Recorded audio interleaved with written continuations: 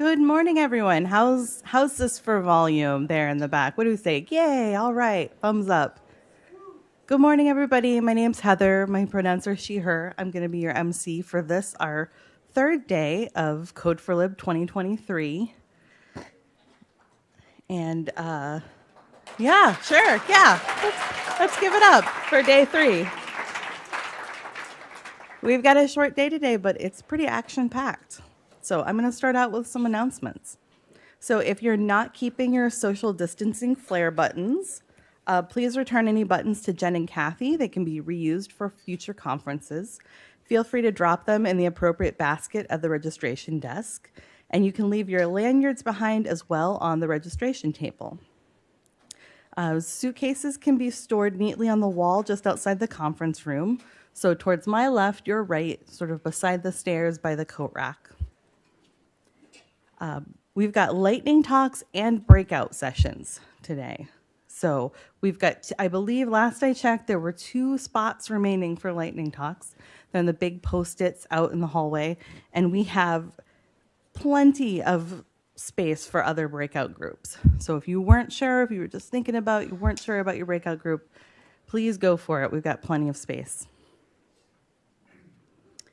We have a few shirts left over for this year. So if you selected no shirt during registration and you changed your mind, please stop by the registration desk, see if we have a cut and a size that you'd like.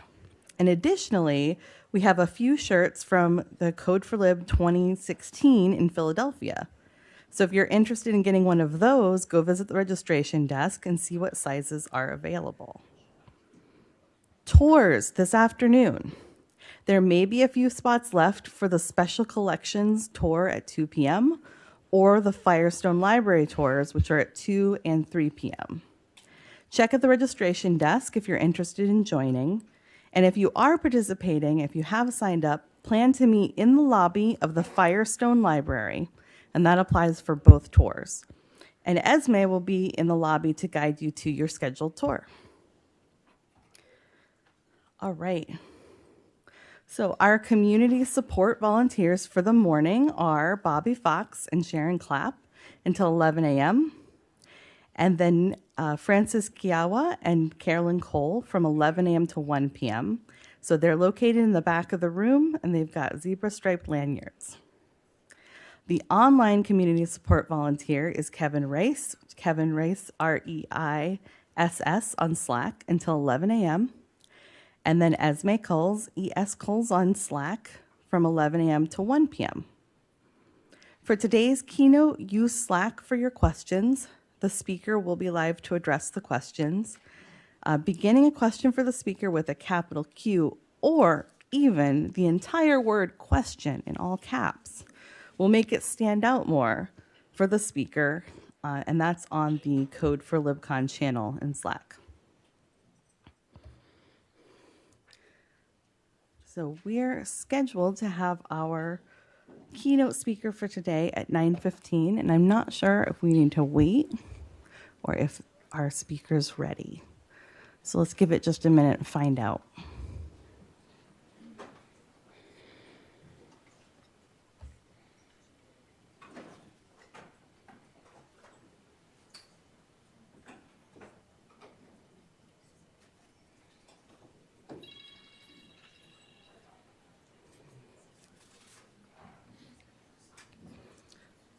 And while we're waiting, just a reminder of our schedule for today. After our closing keynote, we're going to have a morning break for 15 minutes, and then it'll be time for lightning talks.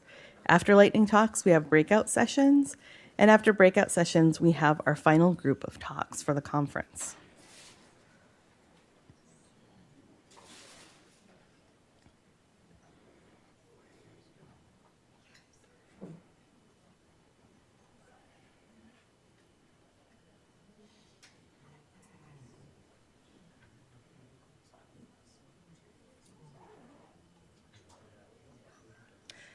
All right, I think I'm getting the go ahead to introduce, it's my great pleasure to introduce our closing keynote speaker, Dr. Siobhan Day Grady. Dr. Siobhan Grady is an assistant professor of library and information sciences and the director of the Laboratory for Artificial Intelligence and Equity Research at North Carolina Central University, the only ALA accredited library school at an HBCU, or historically black college or university. Yeah.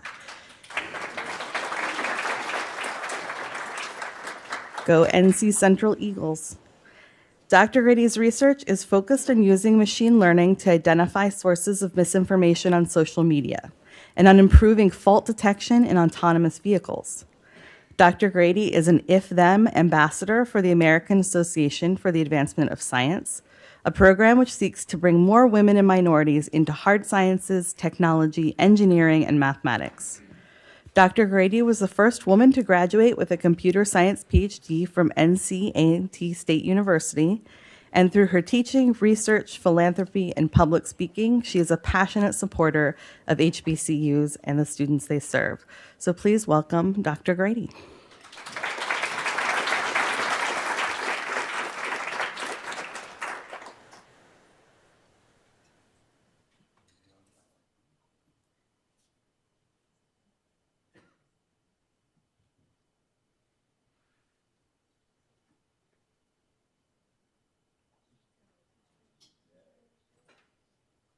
Good morning. My name is Dr. Siobhan Day Grady, and I am an assistant professor and program director of information science in the School of Library and Information Sciences at North Carolina Central University. Code4Lib, I'm repping you today, and I'm so sorry that I can't be there with you in person, but know that I am still here in spirit and excited to be with you all. The reason I can't be with you is because I just gave birth to a healthy baby boy about 2 weeks ago.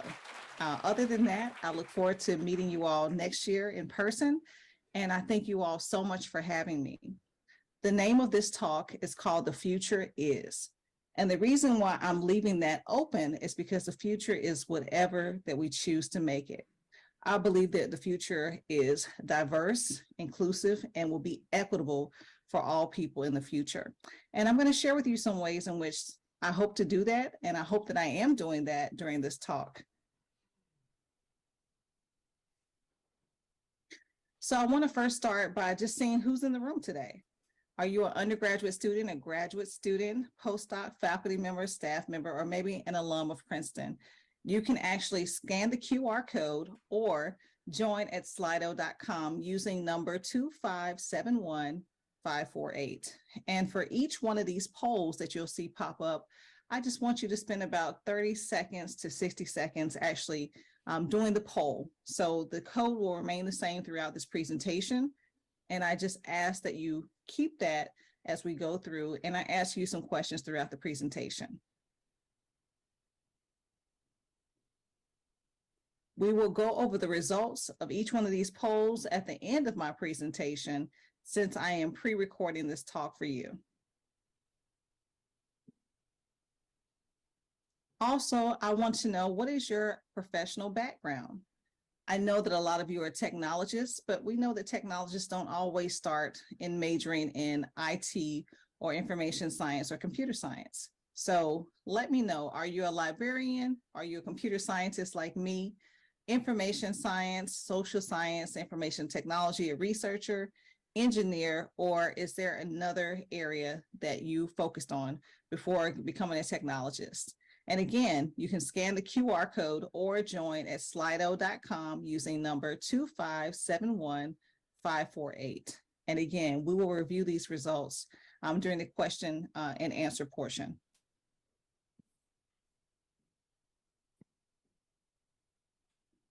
Next up, March is Women's History Month, and I want to know, have you celebrated yet?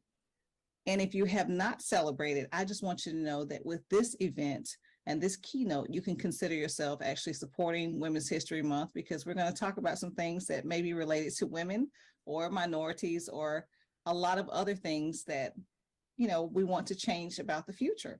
So have you celebrated? Yes, no, with this keynote you are, or are you recognizing that women's history is actually every day? Every day we're making history. And again, scan the QR code or join using 2571548.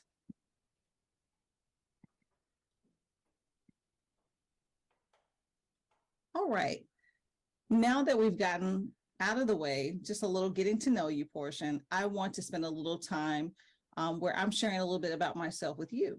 You've already had a chance to read my bio, but I want to share with you what inspires me to do what I do, which is hopefully inspiring the next generation of STEM. And so, as you can see on the screen, this is my educational background, and I'll get to that in just a moment. But let me start back at the very beginning, or the early days in my childhood. I am an only child, and I was blessed to grow up in a two-parent household.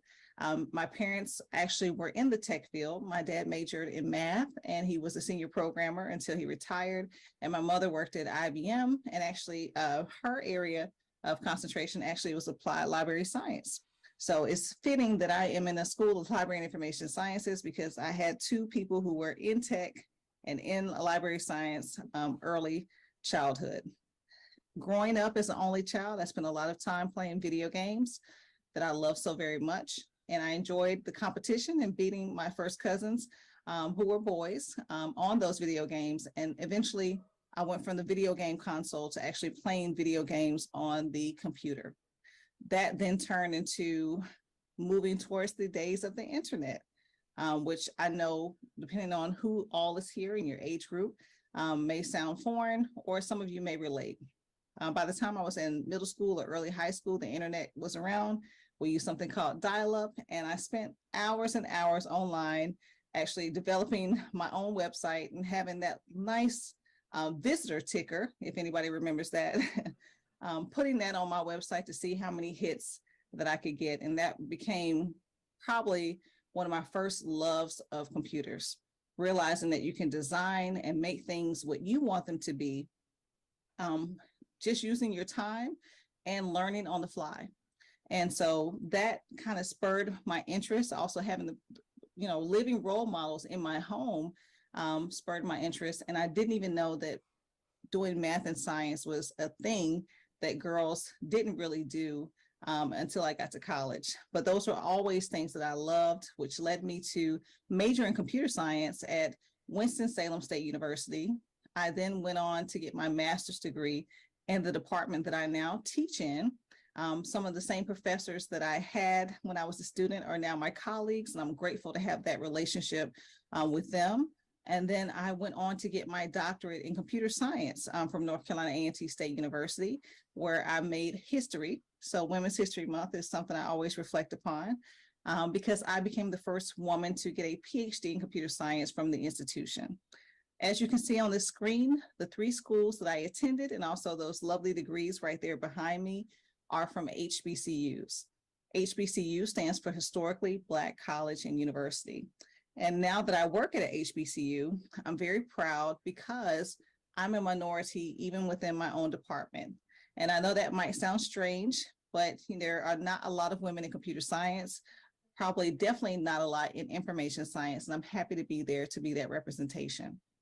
Now, my research area is in artificial intelligence, specifically machine learning, and I have a research lab called the LAIR, and it stands for the Laboratory for Artificial Intelligence and Equity Research. And I'm also a co-director for a center here at North Carolina Central University called the Center for Data Equity. There we use machine learning and AI techniques to look at health disparities within the data.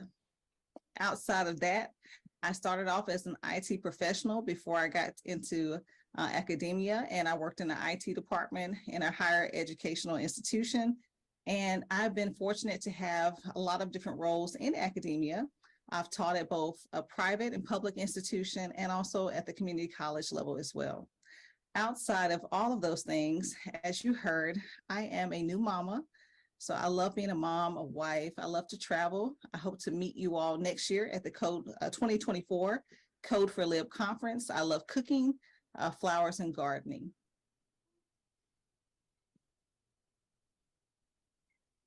So there are some things on this screen that I want to share with you. I'm not going to go into detail about a lot of them, but there's a nice picture of me when I was graduating from North Carolina A&T State University. I'm very happy. You can see they're all smiles. And these are some of my accomplishments that I'm proud of. There are many things I'm proud of, but one that I want to highlight is my ambassadorship. In 2019, I was selected to be a triple AS If Then Ambassador, and triple AS stands for the American Association for the Advancement of Science. And they created an initiative to essentially have more women serve as STEM role models for the future generation of STEM. And this is important because representation is something that we haven't seen a lot of, particularly in a lot of the what they consider hard sciences and things of that nature. And so I was very fortunate to be chosen among 120 other women to be selected to serve as a national STEM role model. And I'll talk a little bit more about that in just a moment. And then I want to share something with you on the screen that's important to me. Some people have New Year's resolutions. I typically come up with a hashtag for the year. And I'm just going to go really quickly through some of the hashtags that have been important over the years to help me manifest the future that it is that I want to see. So I'll start with 2018. The hashtag was 2018 is legendary. That's when I graduated as the first woman with a PhD in computer science from North Carolina A&T State University. 2019, it was monumental. And that is the year that I actually got the 3D scan of a statue of myself that is a part of my ambassadorship. So it really was a monumental year. 2020 was epic, and we all know how 2020 ended. It's a year none of us will ever forget. We will always remember. 2021 was glorious, and it was a glorious year for me, actually, beyond the pandemic, readjusting and getting adapted to the new normal. 2022 was auspicious, meaning favorable, and that's the year that my husband and I found out we were expecting.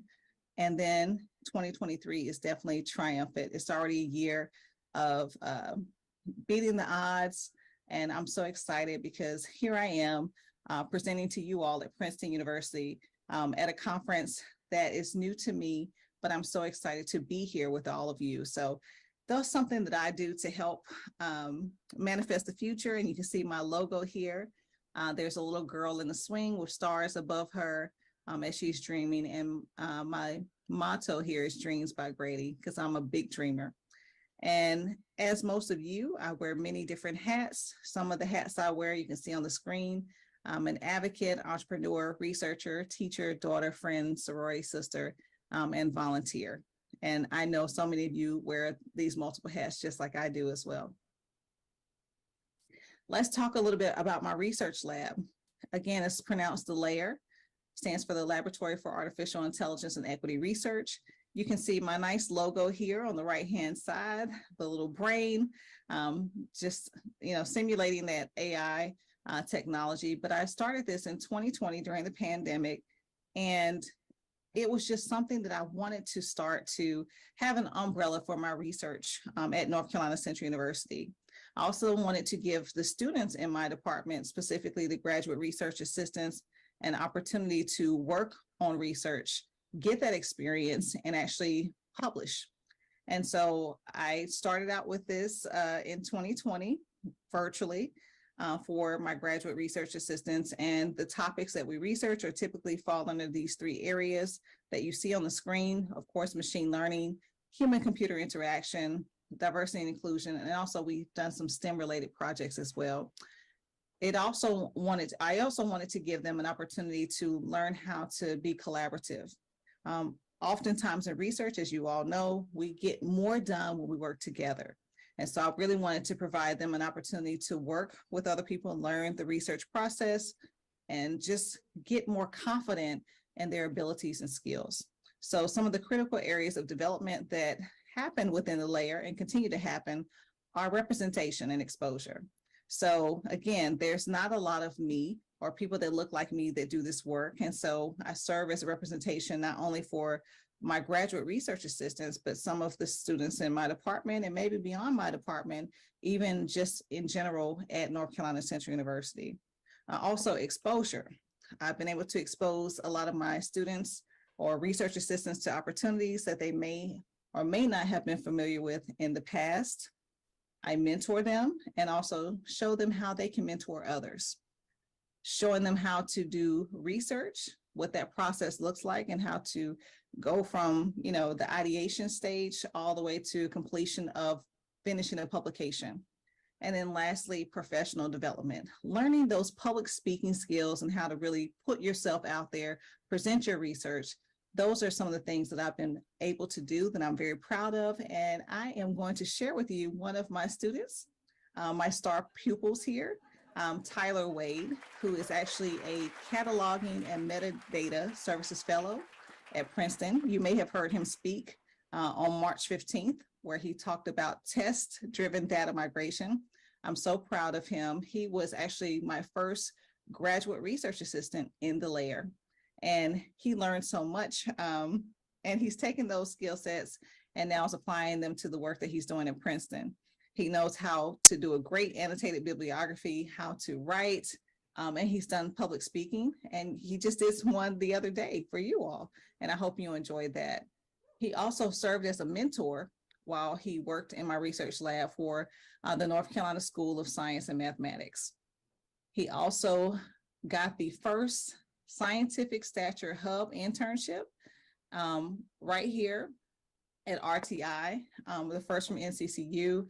And he's also a part of something called the PUL Early Career Fellowship Program, where essentially Princeton and North Carolina Central have a partnership where graduates can actually get early career mentorship and additional skill sets so that they can be successful as they continue to venture in the field of library and information science. And Tyler, along with Robert Faison, Lee Faison, are actually the two students selected from NCCU to serve in that fellowship role. And I'm just so proud of him. You can see here in the lower portion of the screen, that's when he graduated. Again, COVID was still kind of rampant in 2021, but we were there and celebrating his achievement.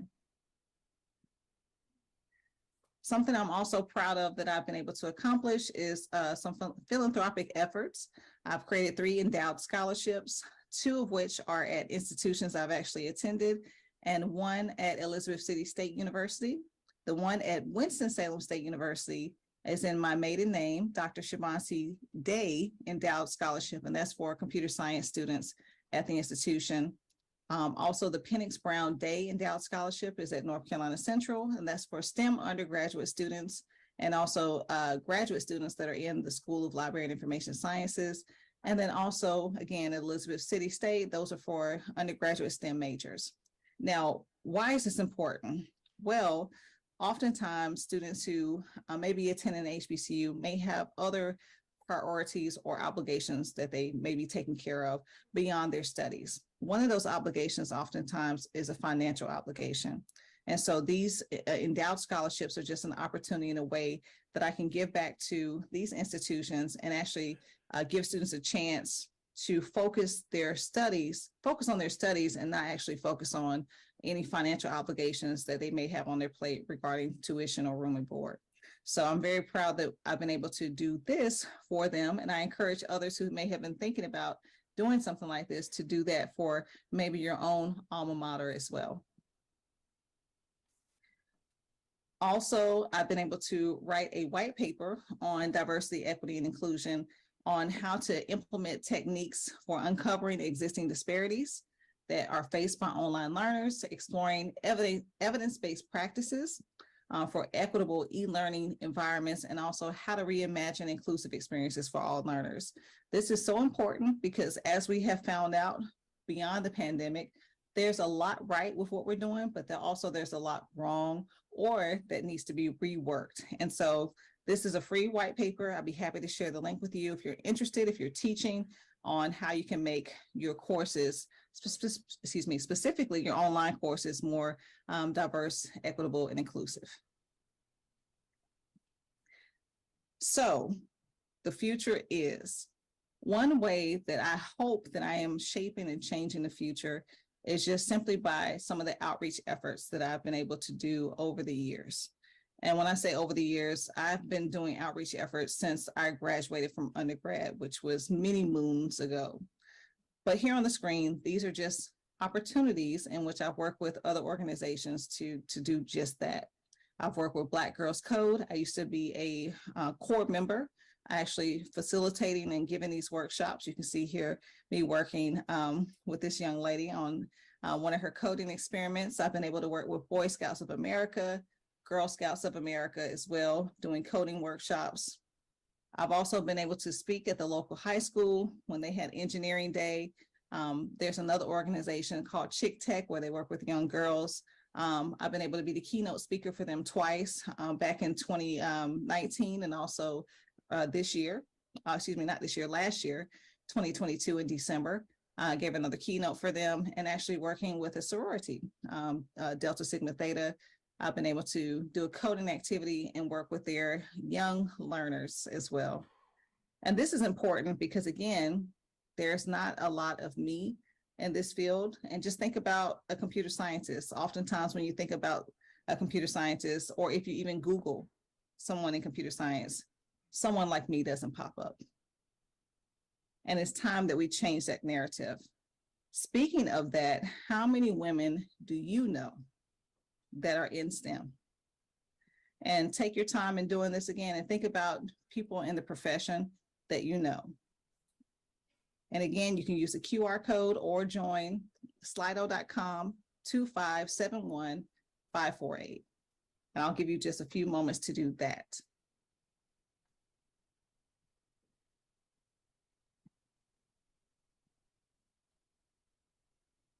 And we'll talk about the results again at the end, but I want to share with you a project that I was able to do in 2020 that I know if more projects or grants or things like this exist, it is sure to help change the future of technology. I created a program called STEM It Yourself. You've heard of Do It Yourself. Well, I like STEM It Yourself.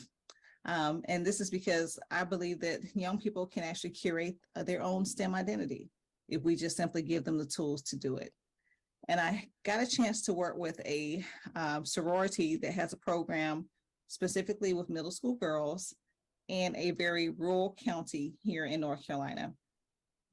And so this is called STEM It Yourself, exposing rural adolescents to STEM through online learning. And this was great because, again, this was during the pandemic, got a chance to work with these young people and actually change their views on how they viewed STEM and where they see themselves in STEM. So what is STEM It Yourself? Well, it's an extracurricular activity. Over the course of 9 months, I got to meet with about 5 middle school girls to help them reshape and change their views on STEM, their perceptions, attitudes, and behaviors, while instilling confidence in them to help them shape their STEM identity. And again, that's grades 6 through 8 and ages 9 through 12. And a lot of them had not had a chance to see women in STEM who might look like them or did what they wanted to do. So some of them might have wanted to be a doctor, but maybe they didn't know a doctor that looked like them. So this program was specifically designed to reshape and show them what's possible. Again, STEM identity, that focuses on why educators and researchers should magnify the need for early juvenile STEM education into adolescents' day-to-day lives. And you can see here on the screen the research that I have here, but it shows that adolescents, when they are shown STEM early in life, it helps them to learn how to live in the present and develop those foundational aspects of their potential identities.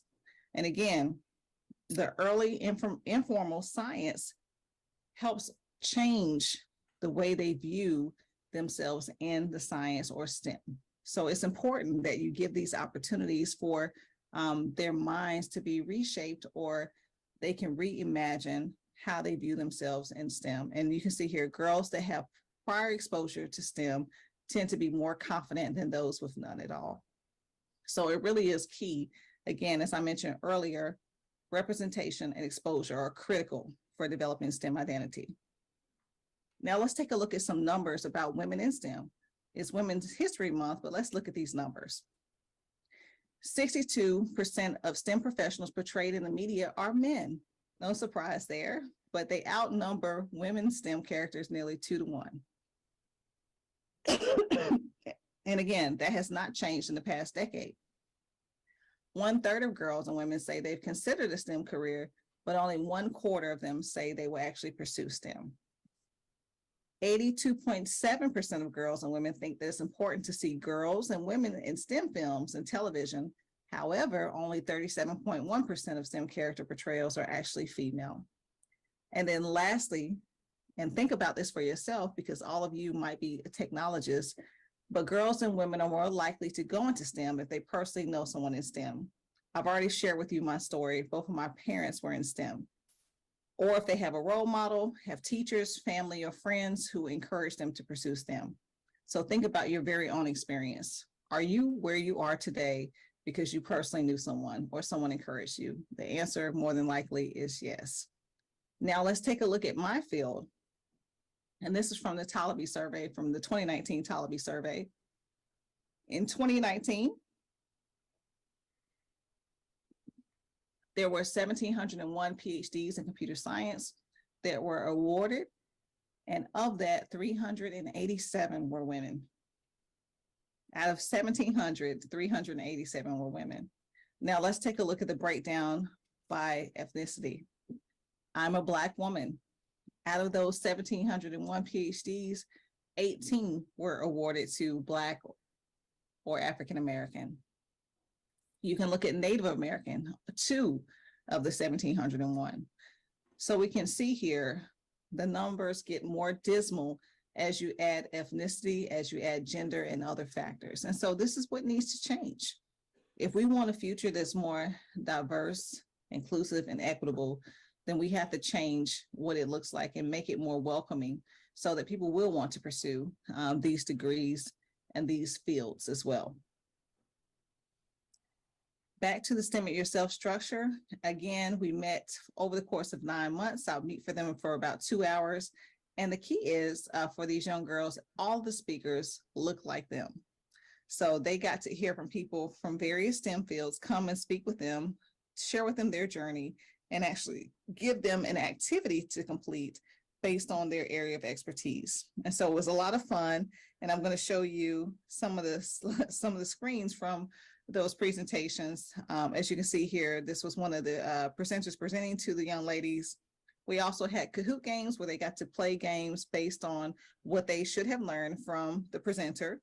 And then we would actually start putting the young ladies in the Kahoot game so that they could actually see themselves in the science, right? Because it's all about them seeing themselves so they can believe that they belong in the science as well.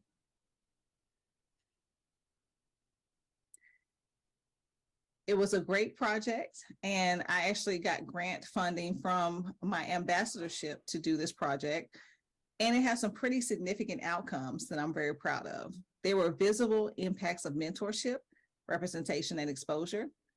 I became their mentor over the course of those 9 months, and I became their guide, so to speak. And it was very rewarding, not only for them, but for me.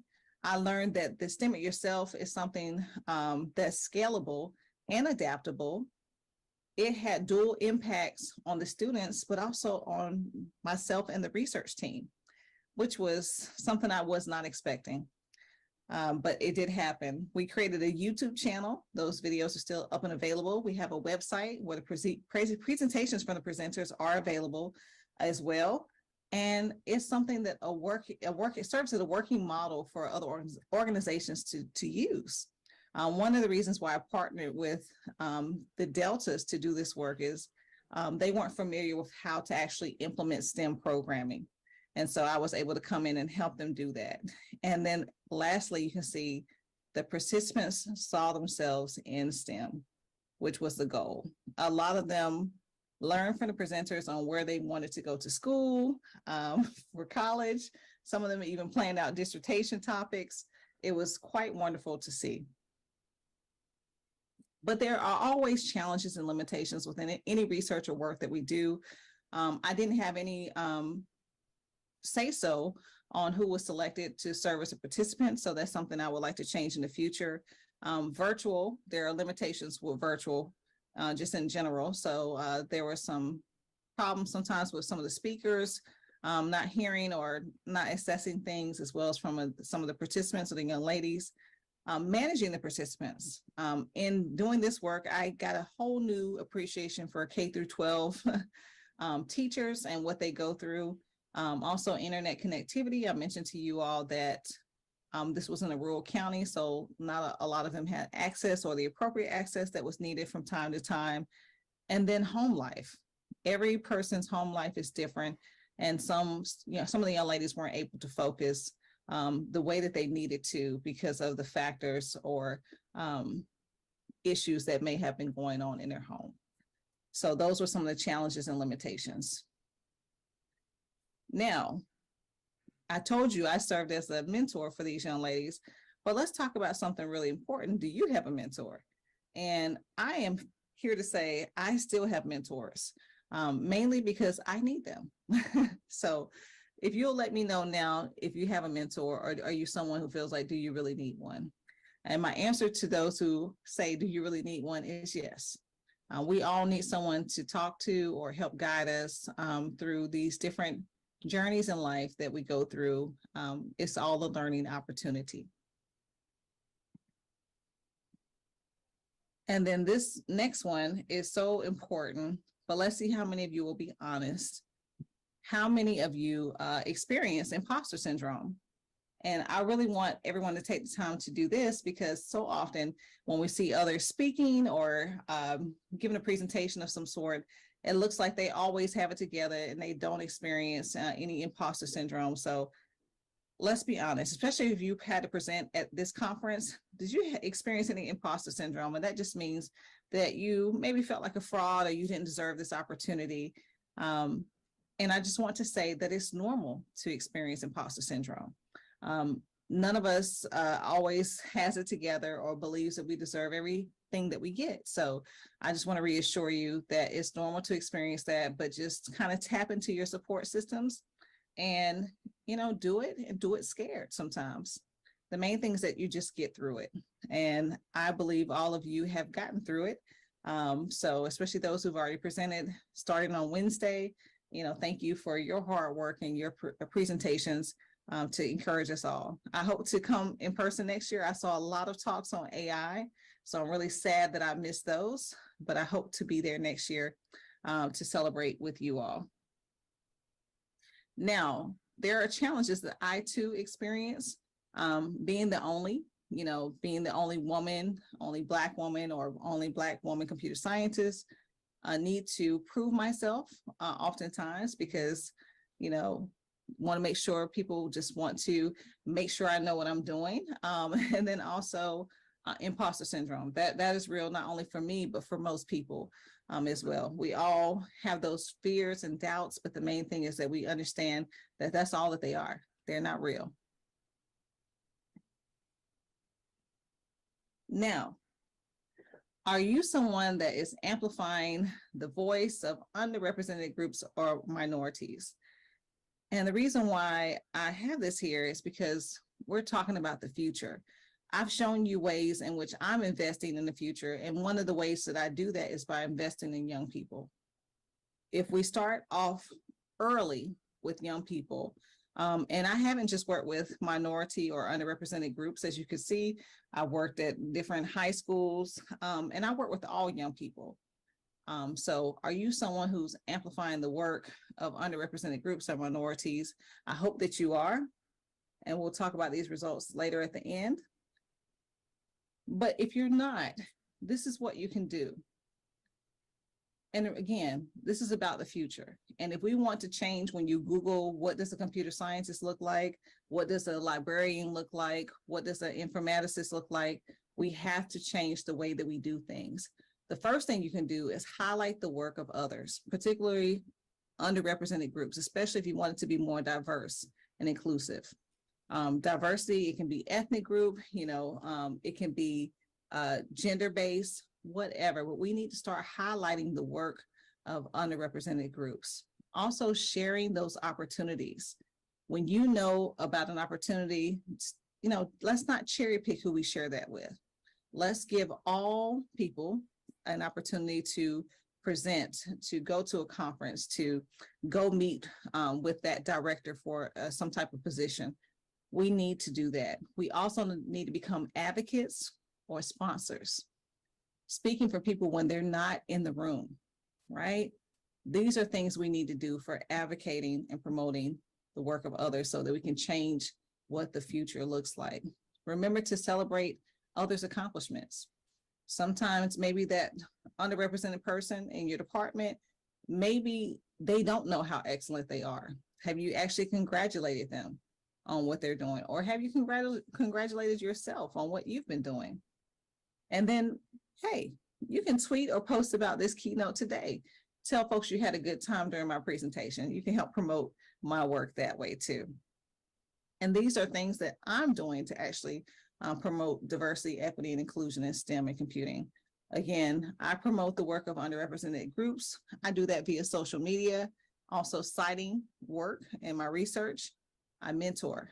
Mentorship, if you serve as a mentor, takes a lot of time.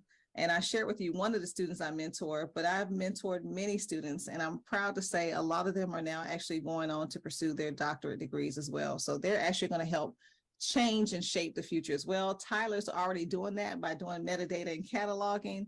So I'm so proud of some of the students that I have mentored, you know, reaching beyond and going higher to achieve more.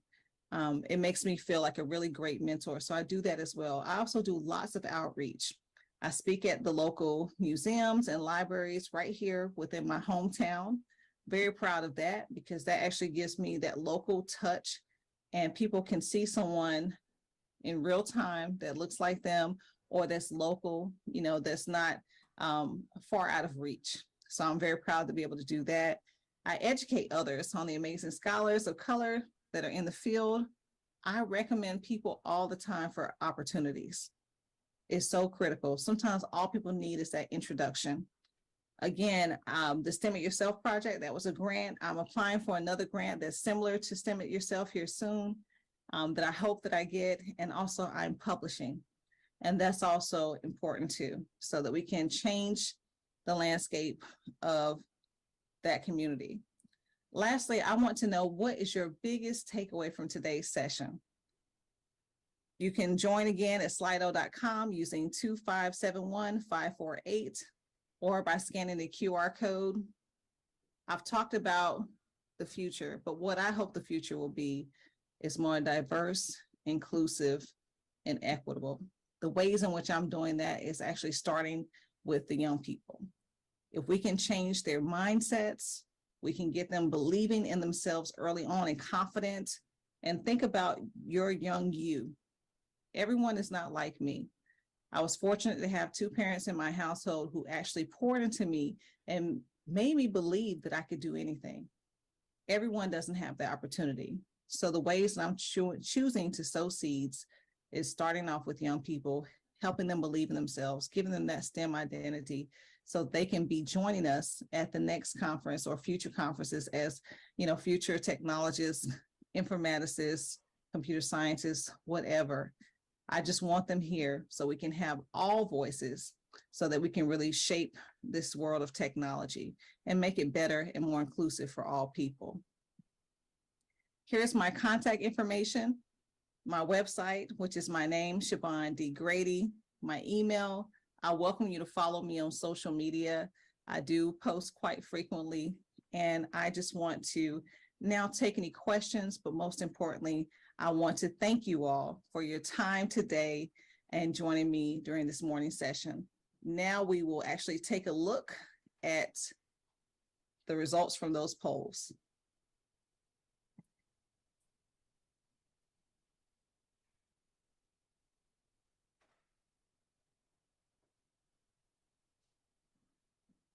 Hello, good morning. Can you all hear me? I can't hear you, but I'm hoping you can hear me.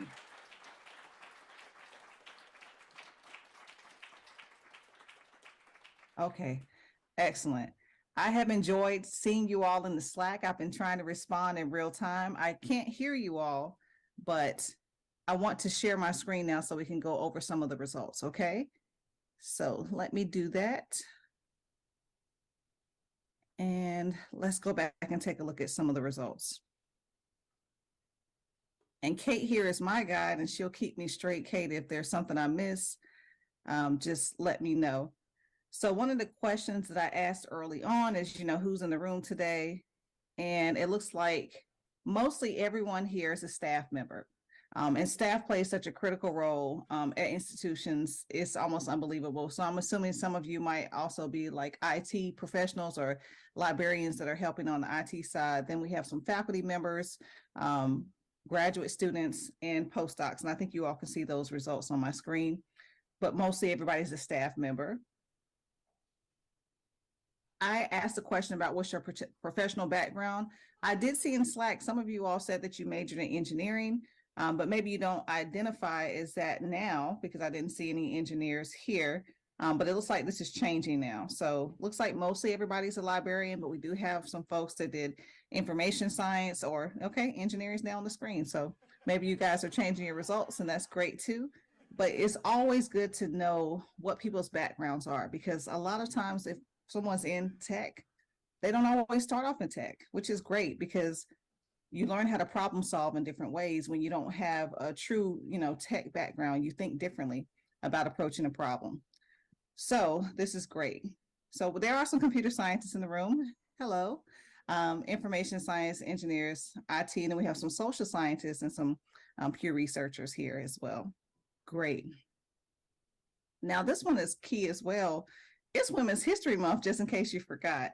But I don't think that you did because most of you said Women's History is every day, and that is the correct answer. It is every day. But some of you said yes, or with this event that you are. And those who said no, the 20% of you who said you haven't celebrated, you just did because you came to this talk and you heard me speak. So you just celebrated. So thank you so much for that as well. And let me jump through and get to some of the other polls. This is one in Slack that you all were talking about a lot.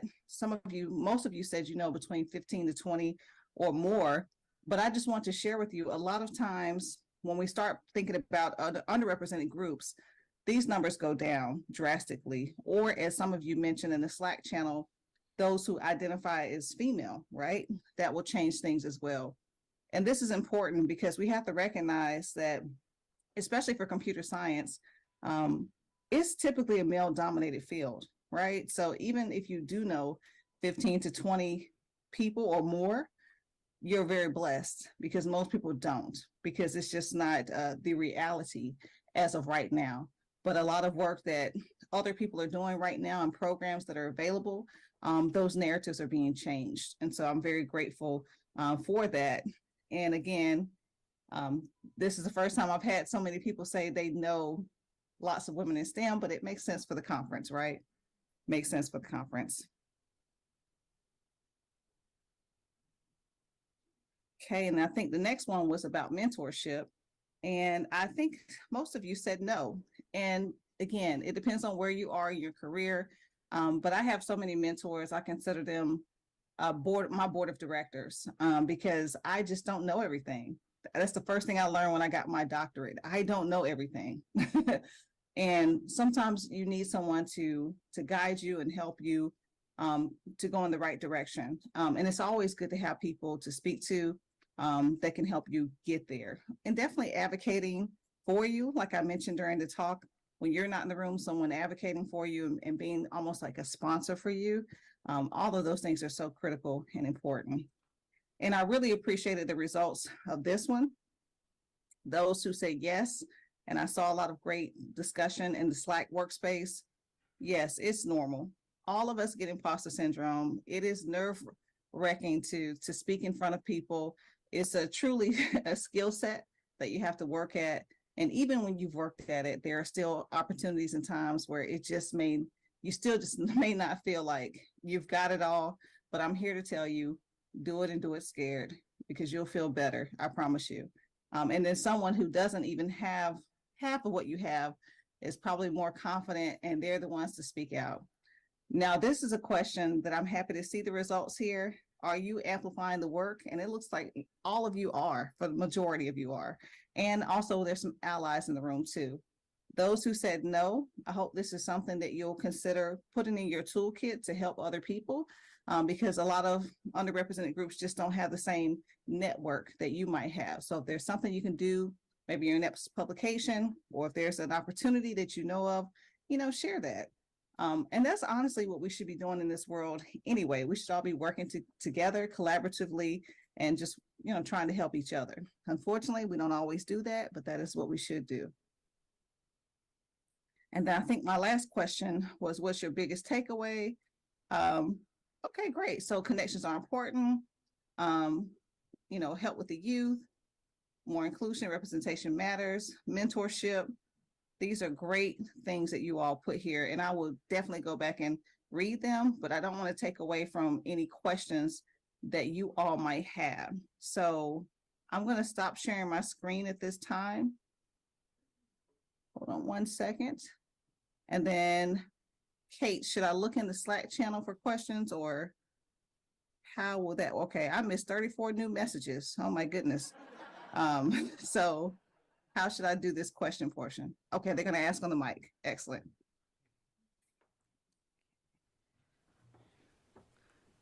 Okay, I think I found the microphones we were looking for earlier. So if I can get a mic finder. All right.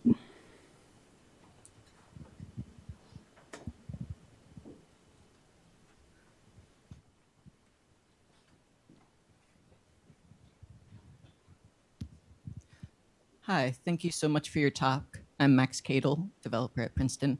I was wondering if you could talk to us more about mentorship, especially balancing mentoring people from marginalized communities and the social emotional mentoring, and balancing that with technical mentoring.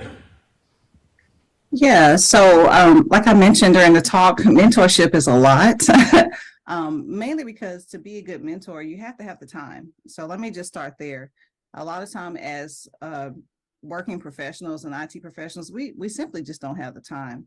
So that's the first thing I want to say. If you don't have the time, don't start it. Because, if you're a really good mentor, your mentees almost become, or essentially like family. And when you think about family, they're not someone who you abandon or you get them to a certain point and they don't need you anymore. Your mentees will always need you, but the capacity in which they need you will probably evolve and look different over time. So what I would say is when you're working with underrepresented groups or minorities, and this is the same approach I would take to even someone who's from a majority group, is to just be sensitive to their needs. And a lot of times, if they're from a different culture, it's going to take time to really understand who they are, their background, and it's just a relationship, essentially. It takes time to know someone. And so what I would say is really take the time to invest in learning more about your mentee, their background, what their triggers are, because sometimes people who come from marginalized communities, they have triggers. Maybe they're used to people abandoning them and not really being genuine. So just take the time to really understand what those triggers are or any cultural needs that they might have, and just be, like I said, sensitive. Treat them like how you would want to be treated, or like someone in your family, right? You love, well, I want to say we love our family, right? Sometimes our family can prove to be difficult at times, but we still make the investment and put the time there. When it comes to a technical standpoint, when you're working with minoritized groups, you want to also be sensitive there too, because everyone's coming from a different foundational standpoint. And so you never want to make people feel like they're less than. They might come to you with a wealth of knowledge, but even if they don't, just making them understand that you're there to help them, and you're going to help them, get XYZ skill sets, and that it's going to help them with, X, Y, and Z career. I think just taking that soft approach and just, being thoughtful and intentional in what you say and how you say it. But most importantly, I can't reiterate this enough, is not doing something if you really don't have the time, because no one likes to feel abandoned or let down. And let's be honest, as people, we can do that sometimes. So I think just being transparent and open with your communication will work to be a great mentor. It has served me well. I'm a very imperfect person, but I do try my best in all that I do. And, it seems to be working out. And I think our mentees know that we're just people at the end of the day. So we don't have to be perfect. We just have to show up and be present.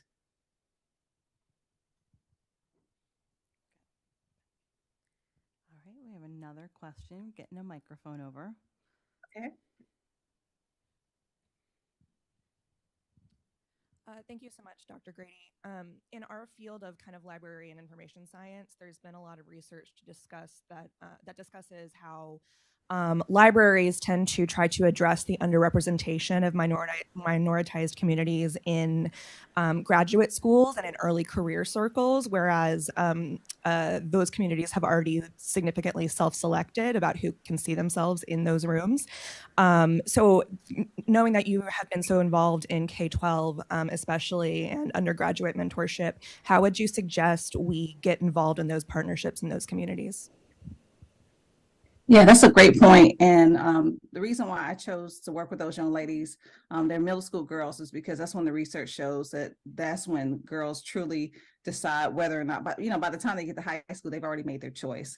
So that's why I'm choosing to invest in young people so that they can know they belong there. But some of the investments, and I didn't mention this in my talk, but my first job was a library page. And I'm sure you all know what that is, but just somebody who put the books back on the shelf where they needed to go.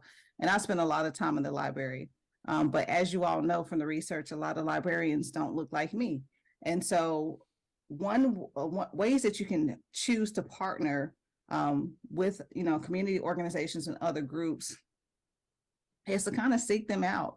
And see what opportunities are available. For instance, I know a lot of schools have like school media and different things, but maybe there's an opportunity there to, like a local library can work with the school librarian to implement programming. Or maybe now I feel like when I was growing up, we didn't have Women's History Month. That wasn't a thing. So what I'm trying to say is I think we should take, full advantage of all of these months that we have now, right? Native American or Heritage Month, the Latina, like we need to spend more time creating programs even beyond these months, right? That show people that their group or who they are is just as important. As I mentioned to you all, Women's History is every day. Black History Month is every day. We have to start changing the way that we think about programming and how we do it, and then making those cross connections. So libraries can also work with fraternities and sororities. I mentioned to you all that I work with a sorority that's called Delta Sigma Theta. I am in a sorority, but that's not my sorority, and I still reached out to them and work with them. So I think we just have to find ways to reach across the board, let people know that we see the work that they're doing and we appreciate that work. However, we would like to enhance or amplify that work by creating another opportunity to get more people involved, and also just getting the information to the schools. So if, for instance, if you work at Princeton, if there's a K through 12 institution close by, and I'm sure there are, working with those guidance counselors or school administrators to create an opportunity or even a pipeline, so to speak. There are lots of opportunities that I think about when I was a child.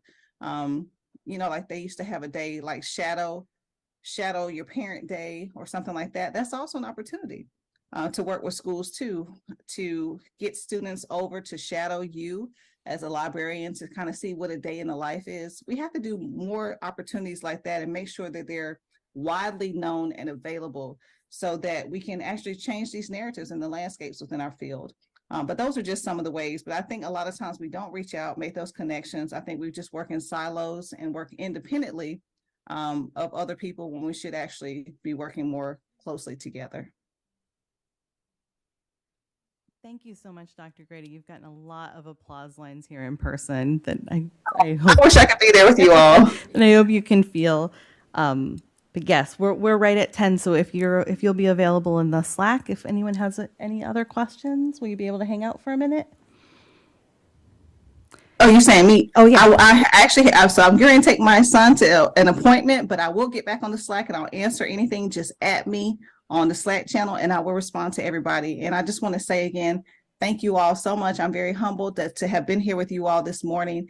And I'm just grateful for this opportunity. And I hope that you all have had an excellent experience at the 2023 Code4Lib conference. And next year, I hope to meet you in person. Thank you so much. Bye-bye.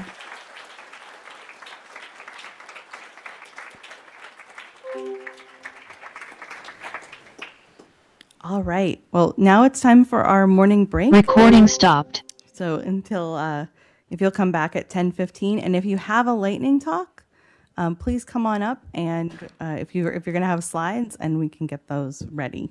So see everyone back here at 10:15.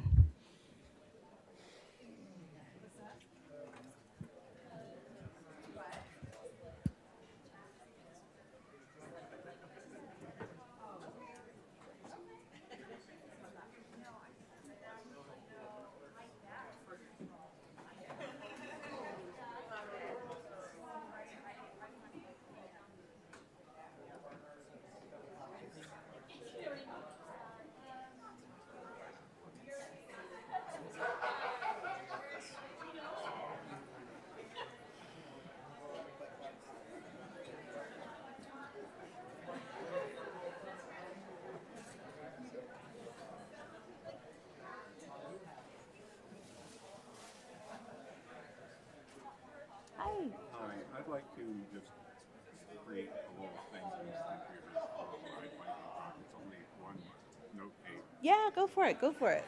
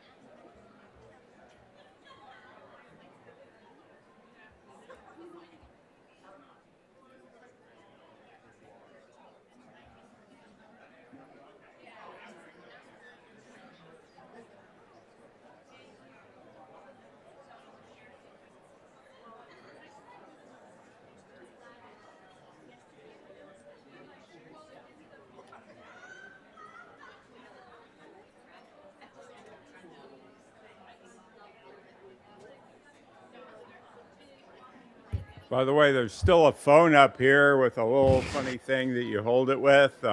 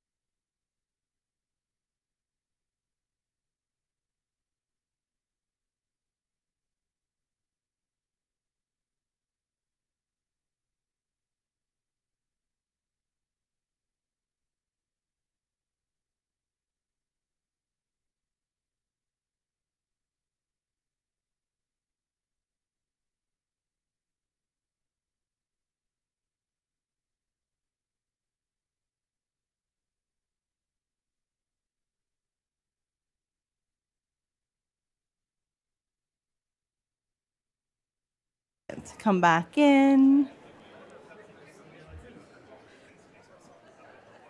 We got a great lineup of talks ready to go. And I'm not sure who's timekeeping for this. So anybody? Yeah, all right, awesome. James is timekeeping. So, great. First up is Emily. Take it away. Hi, everyone. We just sat through a really content-rich presentation from an expert in the field, and this is going to be the opposite of that. How do I advance? Is it Mac? Yes, it is. Okay, I'd like to present my qualifications as the judge of this impromptu contest. I suggested in the Slack that we have a meme award, and I was informed that Code4Lib is really a DIY community, so I'm being the change I wish to see today. I'm here, I wrote my name on the list, and I am wearing a blazer, which I believe lends me some authority. If you're still not convinced, here's a picture of my dog. So, case closed, am I right? There are prizes for this competition. First, I will send you another picture of my dog. I also have a cat, if that's more your thing. I am in Philly. If you're ever in Philly, I will buy you a cheesesteak. I get to pick the place. We are not going to Pat's or Gino's. So in no particular order, here are our award winners. First, we have Kate from day one in the comics and metadata presentation. Bernie Sanders, I am once again reminding you the catalog is racist. She used this twice. I laughed twice. This one was buried in the Slack. You may have missed it. So Adam Constabaris, you have won a picture of my dog. The third one, Mike Kostelik, used a lot of memes. So this is the also the quantity award goes to Mike Kostelik. They were all good. Congratulations. If there are any late entries, just make sure I see the meme and I'll send you a picture of my dog and buy you a cheesesteak. Thank you, and if you thought this was a waste of your time, I have to remind you that I am a digital archivist, and we are, above all, committed to the bit. Thank you.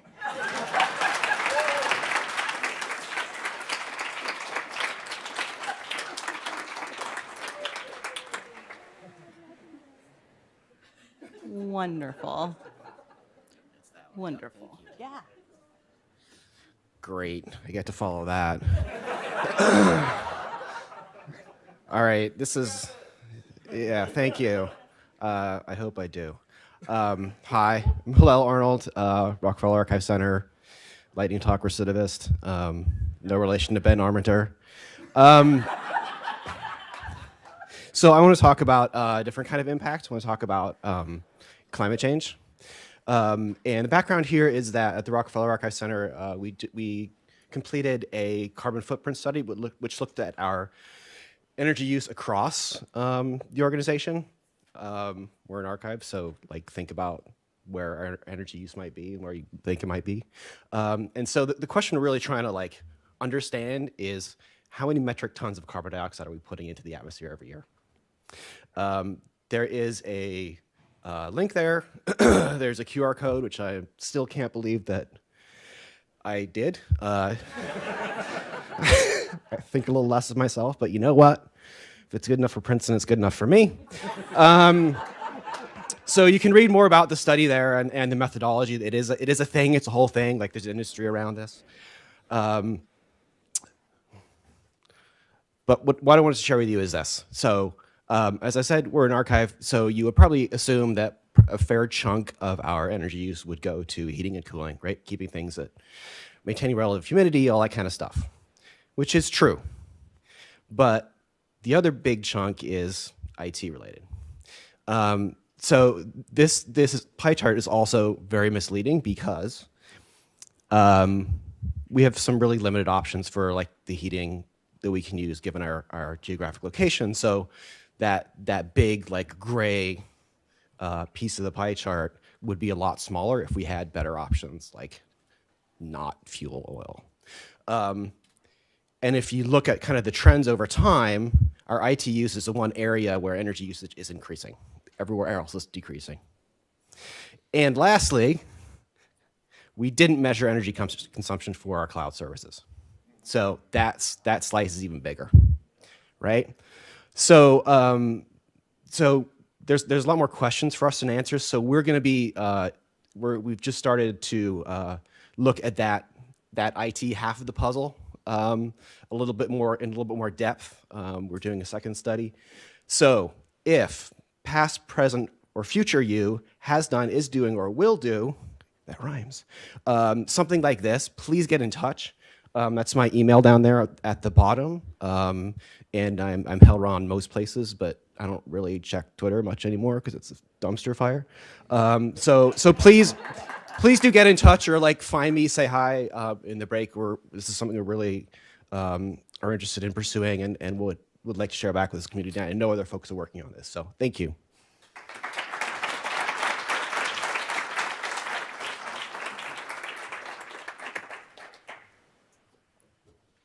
Hey, y'all. Carolyn, where did you put the thing with the stuff? tinyurl.com.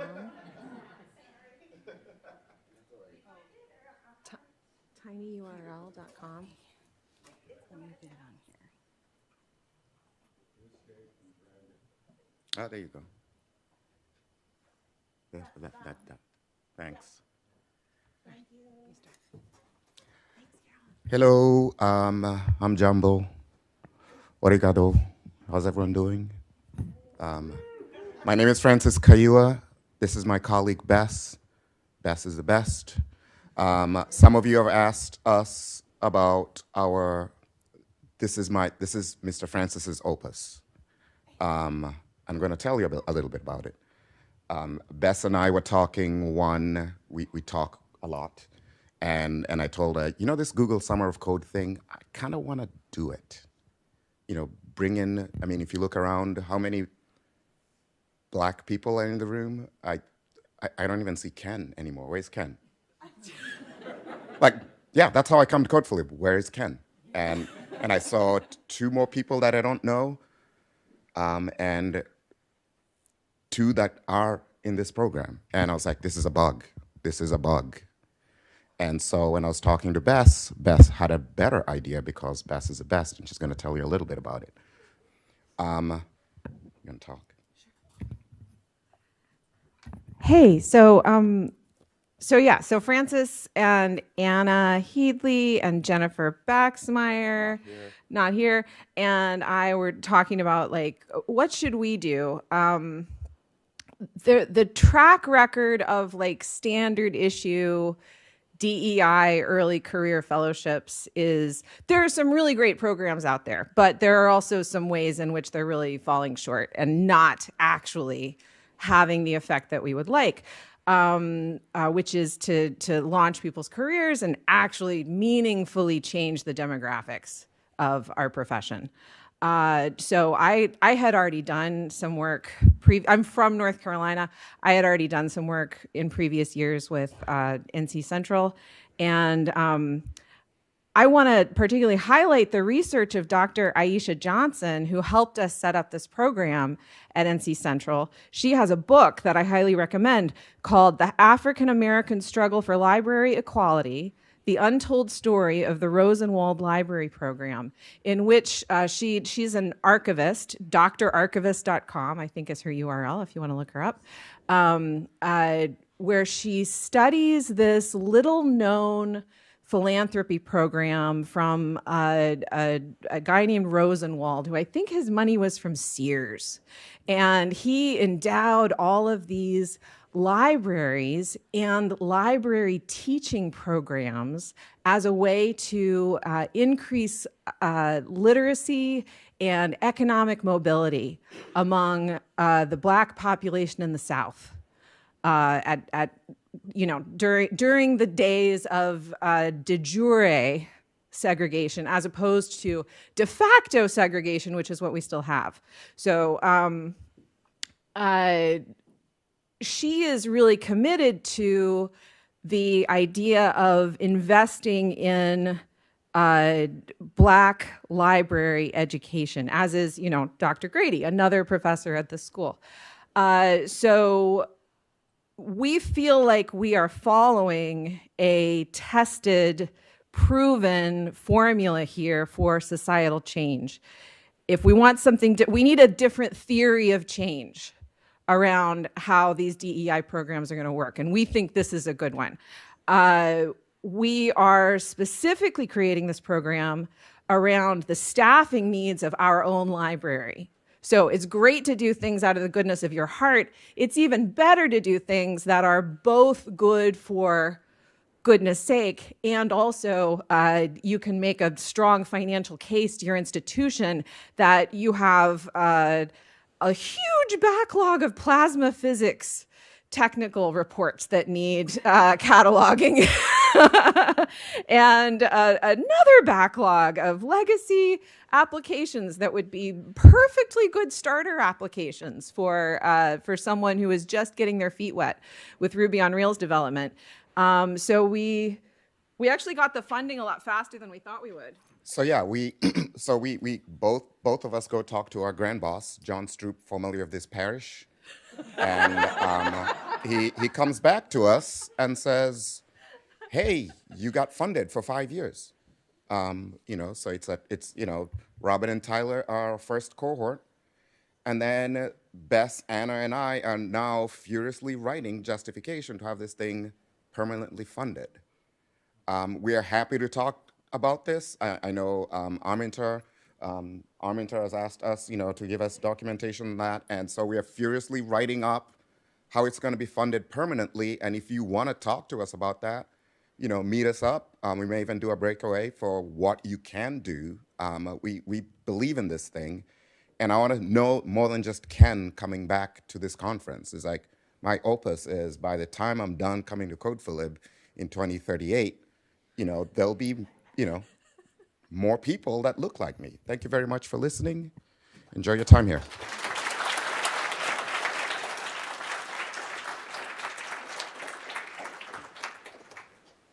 All right, what's the chances I can figure this out when it's me? Low.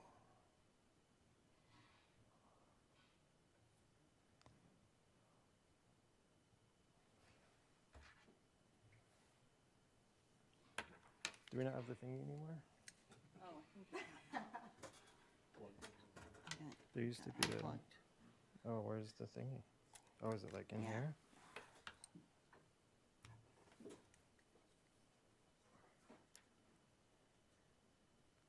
Hey.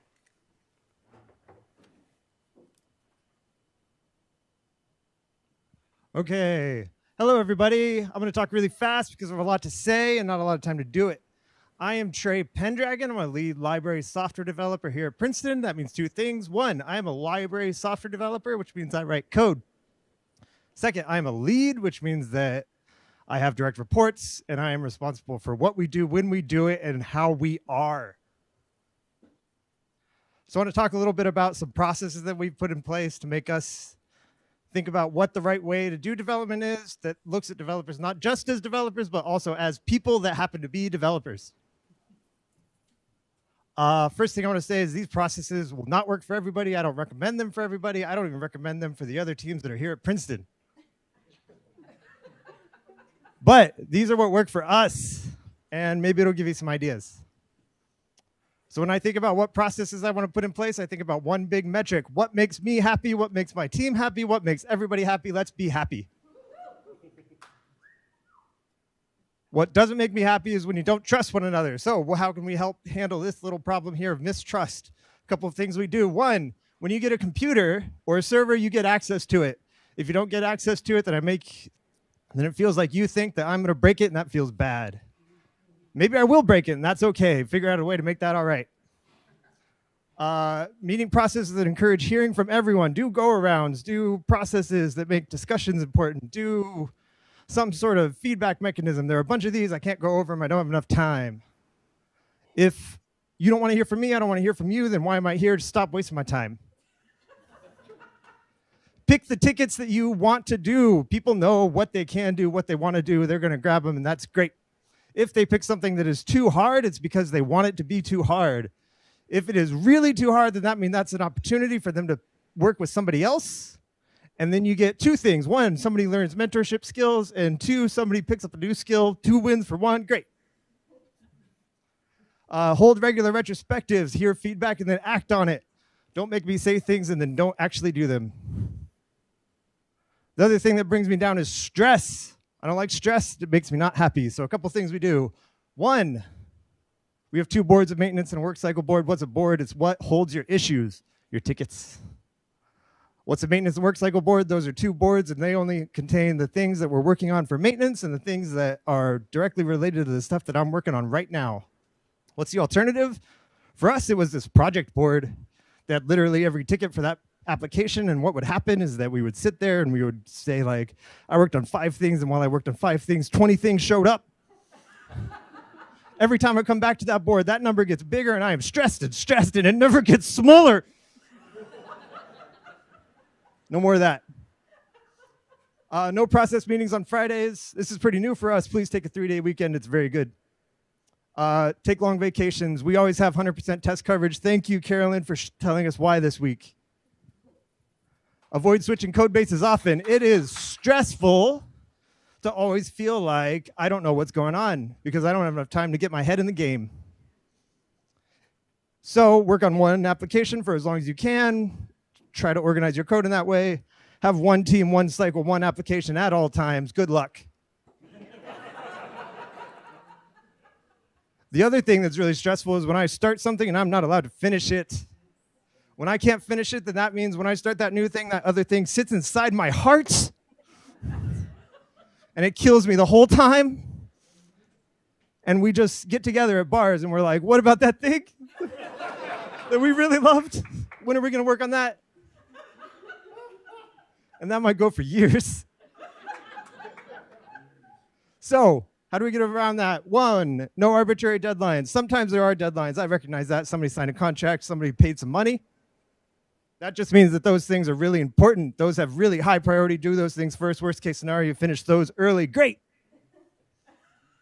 Otherwise, you better know what's important and you better figure out what does the most impactful thing, and then you do that no matter what.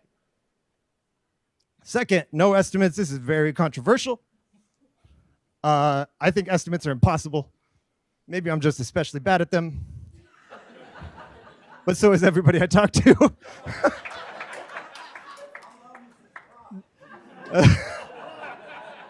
I told you I wouldn't make it.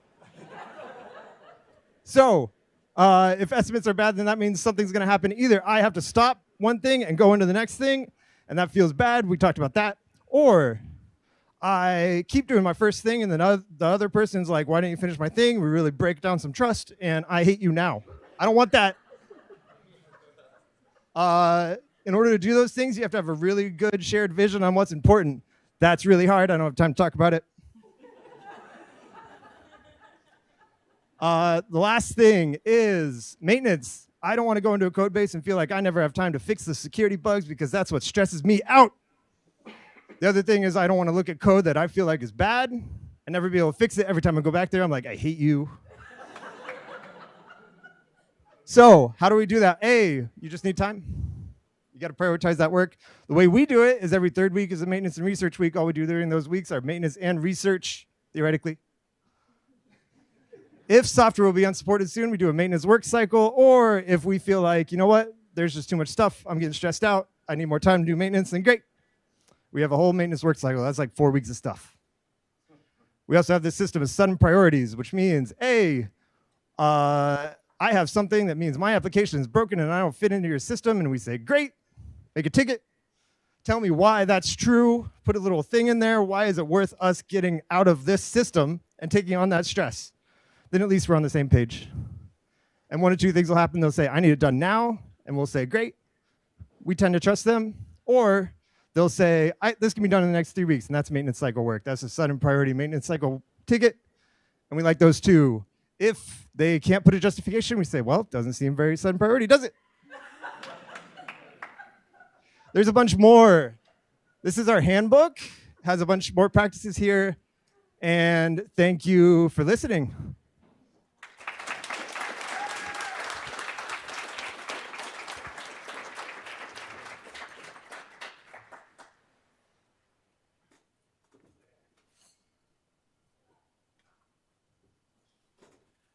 Well, this has turned into the Friday stand-up comedy hour here, but I'm going to change topics and maybe the mood a little bit. My name is Michael Andrick. I'm a professional multiple hat wearer. Actually, my job title is archivist at the Ukrainian History and Education Center, which is about 15 miles away from here as the crow flies. As you can imagine, things have been rather interesting in our institution in the past year. I wanted to talk to you a little bit about that. So at first I was a little hesitant about talking about this at a code and library thing, but it actually is connected to libraries. In fact, as of the estimates of the Ukrainian Ministry of Culture, as of February 25th of this year, there have been 1,322 cultural infrastructure facilities that have been damaged and or destroyed. That includes museums and libraries. According to their tally, 508 libraries have been damaged or destroyed. This really has been a war on culture in many ways. There's been documented instances of museum looting, destruction. Examples, some of the notable examples were the Ivankiv Local History Museum, which had a major collection of the folk or naive artist Maria Primachenko. One of the more egregious examples was the Chernihiv Regional Youth Library, which suffered severe shelling during the early days of the most recent invasion. What was even more egregious about that is because the building it happened to be in was built in the 1800s during the Russian imperial period as a crafts and trades school for an orphanage, and it later became the Vasil Tarnovsky Museum of Antiquities, which was like a local history museum. Before it became a library, it was a recognized historical and architectural landmark. So we have been doing a lot of outreach. If we have talks ready to go on backgrounders, if anybody's interested, we can do those remotely. As I say in those talks, this is in many ways a war about history. It is not just a war that has historical antecedents or causes. It is literally a war about the historical narrative itself. And there has been fraught relations between Ukraine and Russia. Not since 2014, not since 1991, not since the late 1910s, but I would argue, and other historians would argue, that this goes back to at least 1654. If you want to know what happened in 1654, I'm not going to explain that because that would take me all the rest of my time and more. However, in sort of library fashion, I won't give you the information. I will tell you where to find the information. So one of the best general histories of Ukraine, and I will put this into the Slack once I get back to my laptop. I am not as good as Peter Murray. So I'm not going to be doing it simultaneously with my speaking here. A book called Gates of Europe by Serhiy Plokhy is probably the best, most readable history of Ukraine probably in any language, but it is in English. He happens to be at Harvard, at the Harvard Ukrainian Research Institute, HURI, known among friends as HURI. If you go to huri.harvard.edu, you will get tons of resources there about history, about the war, and a lot of other topics. Ann Applebaum has written some fantastic books. I'm not going to go into that. Timothy Snyder has also written a fantastic book called Bloodlands, Europe Between Hitler and Stalin. And I checked this morning, they are still there. He's a professor at Yale. The Yale Courses YouTube channel has put all of his lectures from his fall course of Making Modern Ukraine. They are available for free on their YouTube channel. For those of you who are still on Twitter, you might want to follow a guy named Steven Seagal. No, this is not the actor Steven Seagal, who's also the Putin fanboy. This is a professor at the University of Texas, Austin. I know there's some folks here from UT Austin. He's basically, he's a cartographic historian, but he has been doing this thing called the February 24th Archive, where he has been capturing every tweet he can possibly find related to the war and to Ukraine. Just a warning, it can be a bit of a fire hose.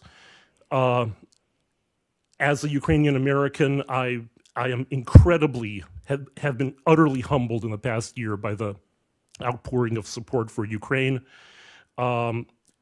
Ways you can continue supporting, and I want to, there's many ways you can do that. One group that I wanted to mention is called Sucho, S-U-C-H-O, Saving Ukrainian Cultural Heritage Online.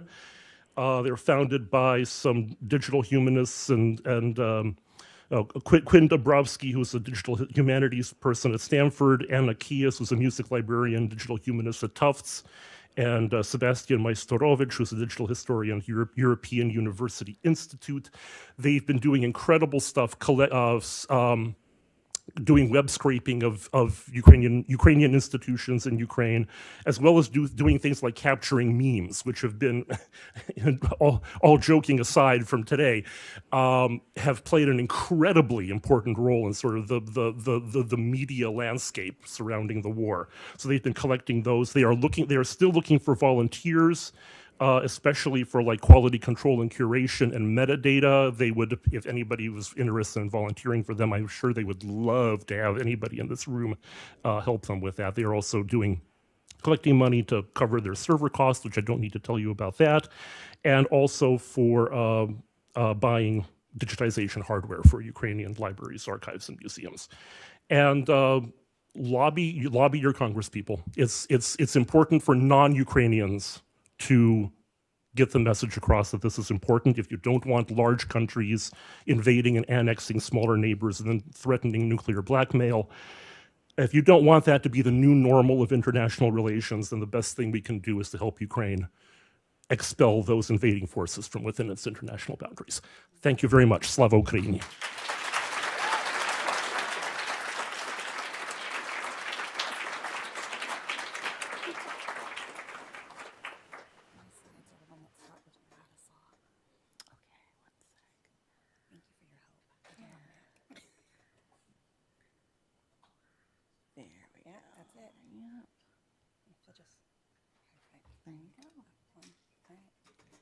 Hi, my name is Sierra Lattisaw. I'm the scholarly communication librarian at the University of Arkansas Fort Smith. I appreciated Trey's roaming. I'm going to stay stationary. I have a multi-case incident history of falling off of stages. So this is a good spot for me to just be planted and stand. So my research has mostly and largely been devoted to looking at the role of pop culture and pop culture ephemera in library collections and as teaching tools and a way to understand our evolving communities. But I also dabbled a little bit in bibliometrics, which is what this one's going to be about. I worked for multiple years, starting in the most manual way with a research partner, reading the acknowledgement sections of every thesis and dissertation for a 10-year period out of 3 departments at Texas A&M University, and coding those for if they acknowledged a librarian anyway. And we went through that and we said, well, this is interesting. Unsurprisingly, history departments acknowledge libraries.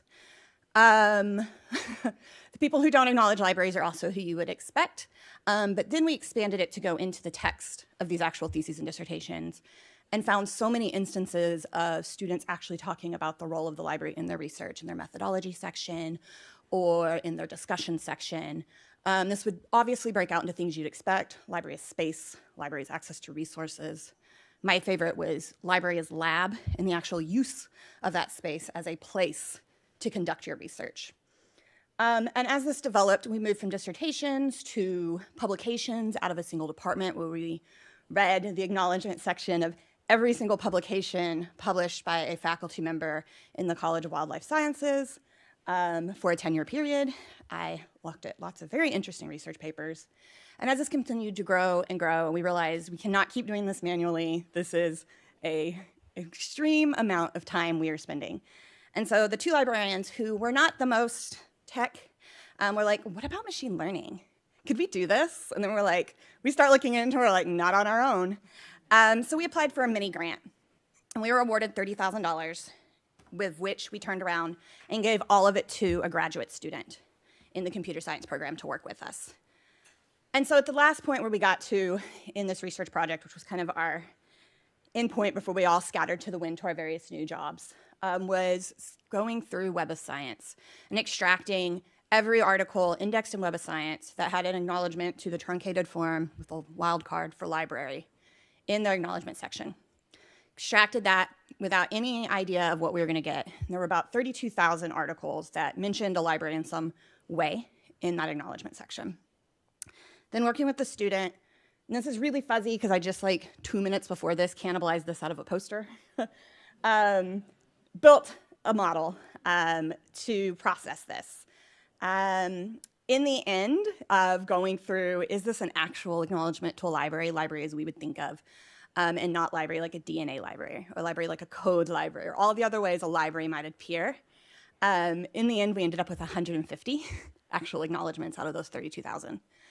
But as we were going through this, we got rid of our stop words. We looked at what level of words on either side we should be looking to for context to find that sweet spot.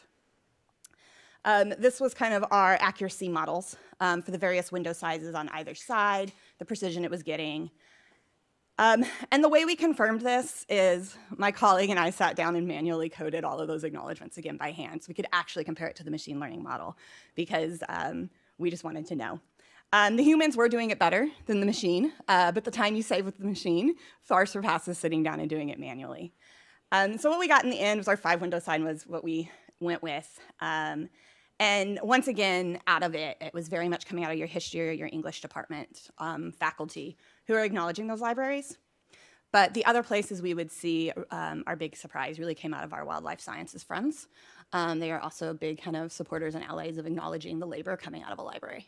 My last one I'll say that's kind of my soapbox thing is, and for y'all, talking to people who already know, if you find something in an archive and you use it, you did not discover it. Somebody put decades, lifetimes of labor into that. The family member saved it. They found a place that they felt trustworthy to donate it to.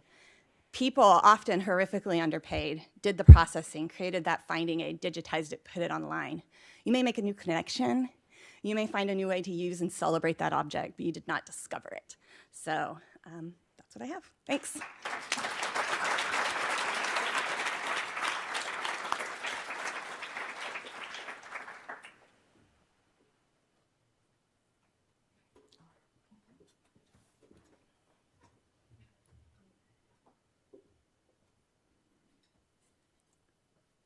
Okay, Mouse, oh, you're over here somewhere, that's why. All right, so my name's Kerry Gordon. Once again, I'm still Kerry Gordon. And I've been fortunate to have been involved with Code4Lib, or Lib, almost from the start. And I've noticed that we have a lot of new folks here. And some of you may or may not be asking yourself the question, what is this anyhow? What is Code4Lib or Code4Lib? So I took a poll of the person sitting next to me at my table, Dre, and he suggested, if I can move this, whoops, almost there.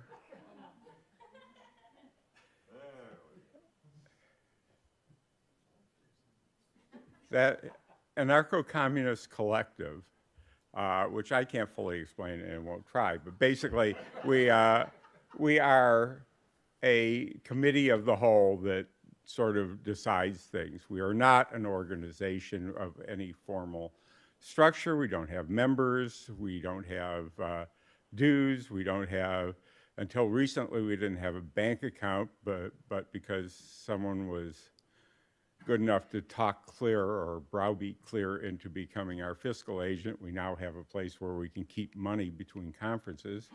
But that's about it. You know, we decide things by just deciding among ourselves. Initiatives come up because somebody says, I want to do this. And if they don't get hit with enough tomatoes, they do. And then they try to, do the Tom Sawyer thing and suck other people into working with them. So that's pretty much what we are. There was discussions early on about becoming an organization, but there's a lot of blockers to that, and this seems to work. But this really depends, getting to the ask here, this really depends on people to step up and do stuff.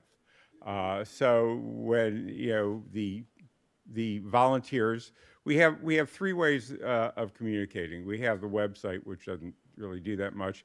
We have the wiki, where a lot of stuff happens. All the organization, behind the scenes organization, is there. So if you don't belong to the wiki, please join, and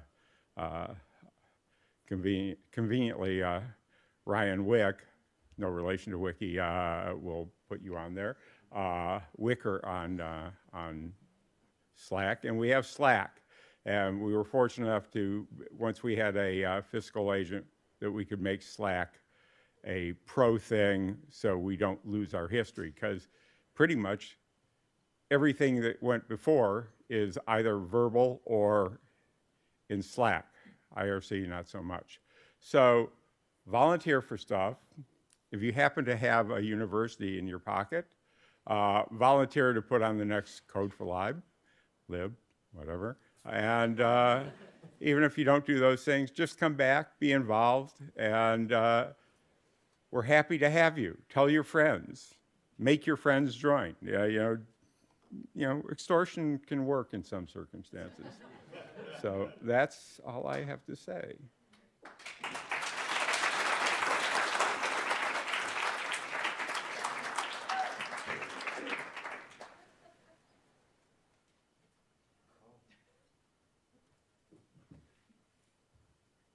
Okay, it finally worked. They made me do it, a lightning talk. There are several folks that have been asking me for a very long time. So, can I point that up higher? Okay, so I'm Jen Cummings. If I haven't met you, I'm not sure how. I work with Concentra Conference Management Services. This is the 9th Code4Lib that we have helped plan.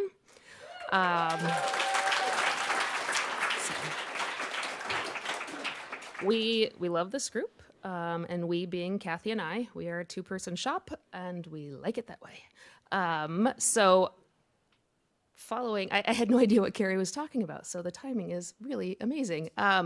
So I would like to offer up the floor. Ask me anything about planning Code4Lib. I don't have any content planned, but we have lots of questions that come up, so shout them out, get the mic, I can repeat. I did put a note on Slack, but I think it got buried.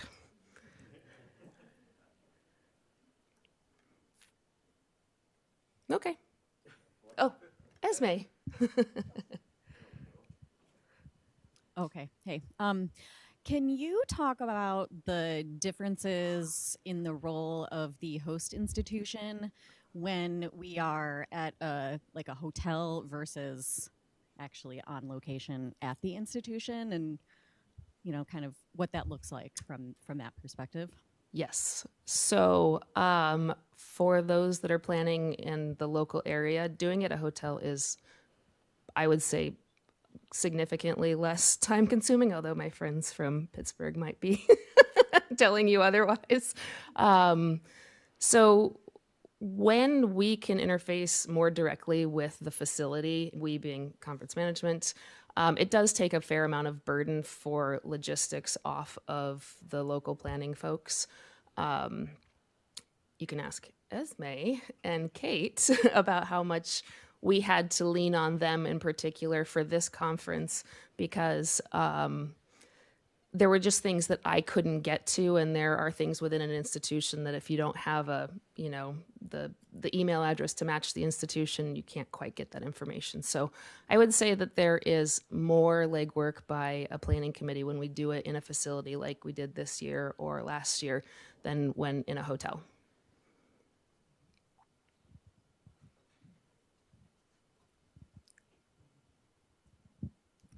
Thank you, Jen. We literally couldn't have done this without you.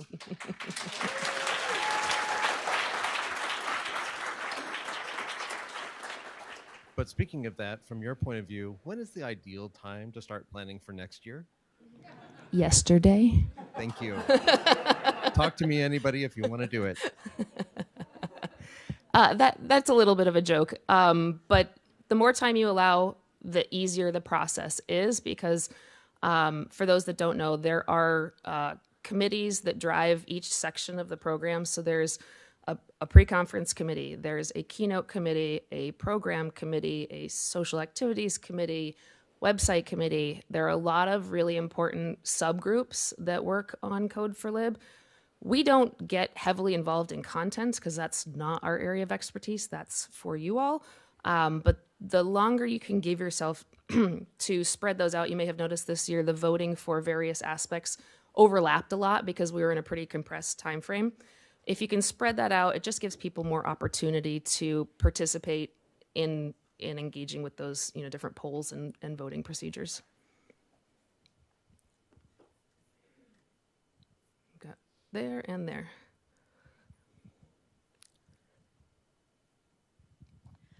Do you have a ballpark of like requirements for number of hotel rooms or accommodations, that kind of thing? It depends. Yeah, that's always the answer. So it really depends on where you're situated for this particular conference, where you're situated in the country or which coast, largely. We tend to not get as many people to the conference when it's West Coast, just density of organizations and universities. So that can vary. This year, you may have noticed that we sold out. That's because this room, we maxed it out, and that was the number of registrations that we could accommodate this year. This year, we obviously didn't do any hotel rooms because logistically, it just didn't work out very well in this location. But typically, we do try to create some options for people's lodging because it's nice to be in a central location like a hotel because, as you all know, there's a lot of conversation that happens outside of this room, and that's better and easier facilitated when you happen to be in the elevator or at the coffee shop in the morning.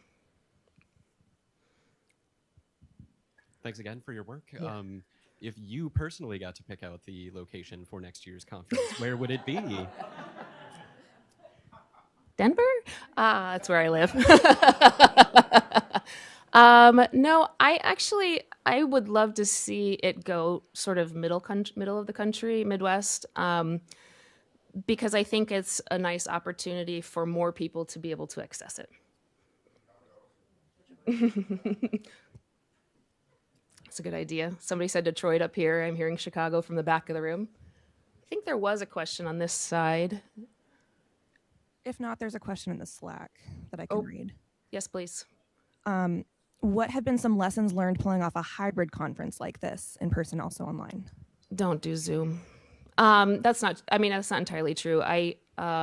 Lessons learned.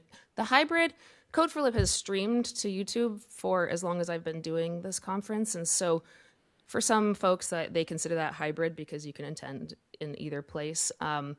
We have, out of necessity, over the last couple of years, done the sort of 3 presentation option model: in person, online by Zoom or other digital option, or doing it pre-recorded. By far, the most difficult to pull off is the live remote. So it can be a challenge. I would test, get people in the building using the equipment to test those functionalities, preferably, days or a week before you're in the conference. Hi. Is there some place which shows, like on the wiki or something, that shows the basic things an organization would need to do to sponsor? That's a great question. I don't think so. I'm looking at people who've helped with it a lot. I don't think so, but we definitely could pull that together. We have a ton of documentation that lives in Google Documents and Drives, but I don't, like a checklist, I think that's a great idea. There's a wiki page that says how to plan a Code4Lib. Okay, there's a wiki page. It might be out of date. We can review that. Thank you. Yes. That's probably my time. Any more? Okay, let us know if you or your institution have any interest. We'll be happy to give you more info.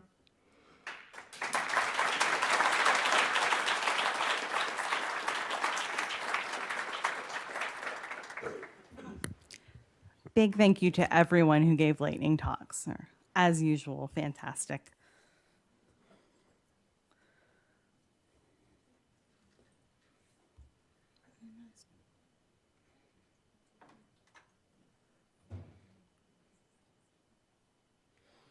Okay, it is time for breakout sessions.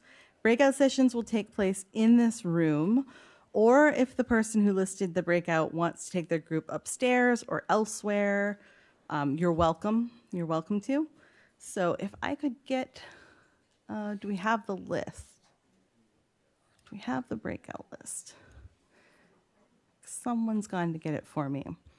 But once I have the list, what I'm going to do is I'm going to read each title, and then I'm going to ask the person who listed it to raise their hand long enough for everyone to see. And if you want to go to that breakout, you'll find that person and follow them to whichever space makes the most sense for them. So, waiting on that breakout list.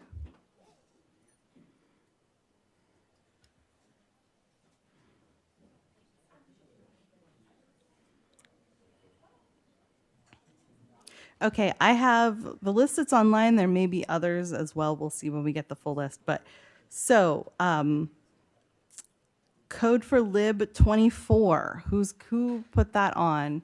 All right, over here, Carrie. If you're interested in Code4Lib 24, you'll go with Carrie.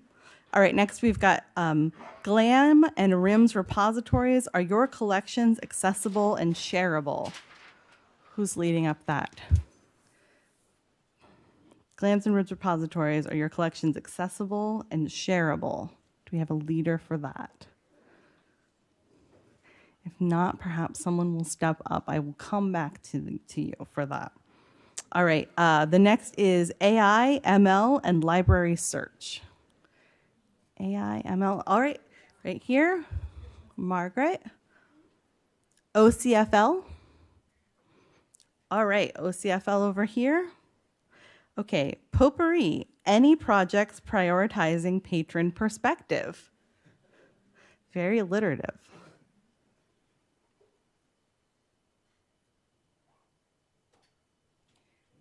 Okay, that's all. Those 5 are ours. I'm going to check again on the GLAMs and RIMS repositories, accessibility and shareability.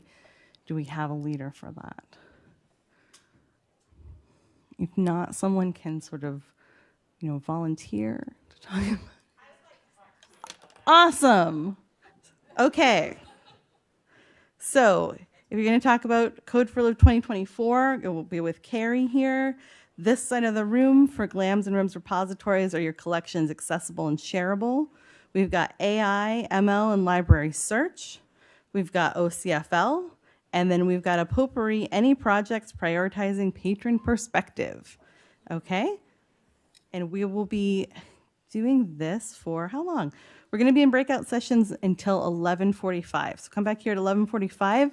We'll have our last talks of the conference. Thank you. All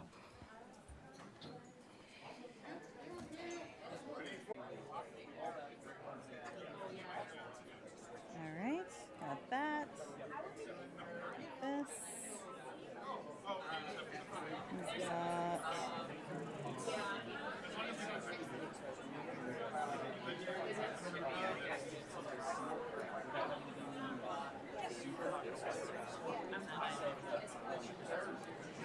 all right, folks, we're going to get started in about 1 minute.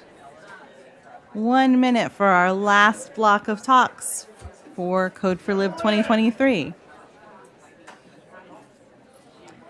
If you want to make your way back to a seat.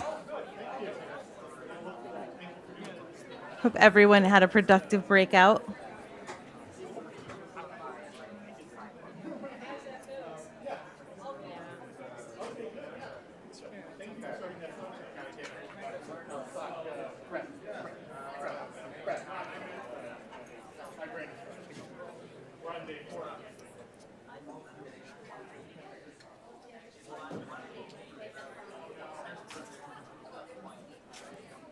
All right, folks, we're going to get started. Welcome back. And I am going to welcome Elise Tanner and Tyler Riley.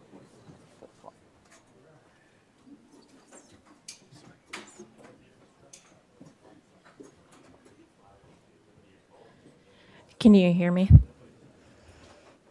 Okay, one thumbs up. Thanks.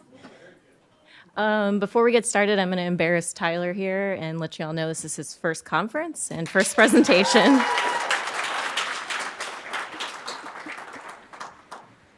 Okay.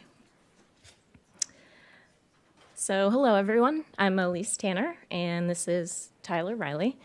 Today, we are going to talk about two projects, the Mapping Urban Fracture Grant Project and the development of a workflow to bulk ingest digital files into Preservica and sync the metadata with ArchiveSpace.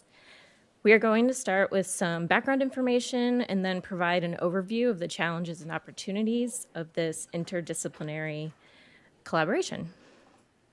So the UA Little Rock Center for Arkansas History and Culture, or CAHC for short, dates back to 1980 when the Winthrop Rockefeller papers were donated to the university. Today, the CAHC archives consists of over 600 collections and on a variety of topics, including political papers, civil rights, community organizations, and women's history. We have over 25 online exhibits that are about to be relaunched, which is very exciting.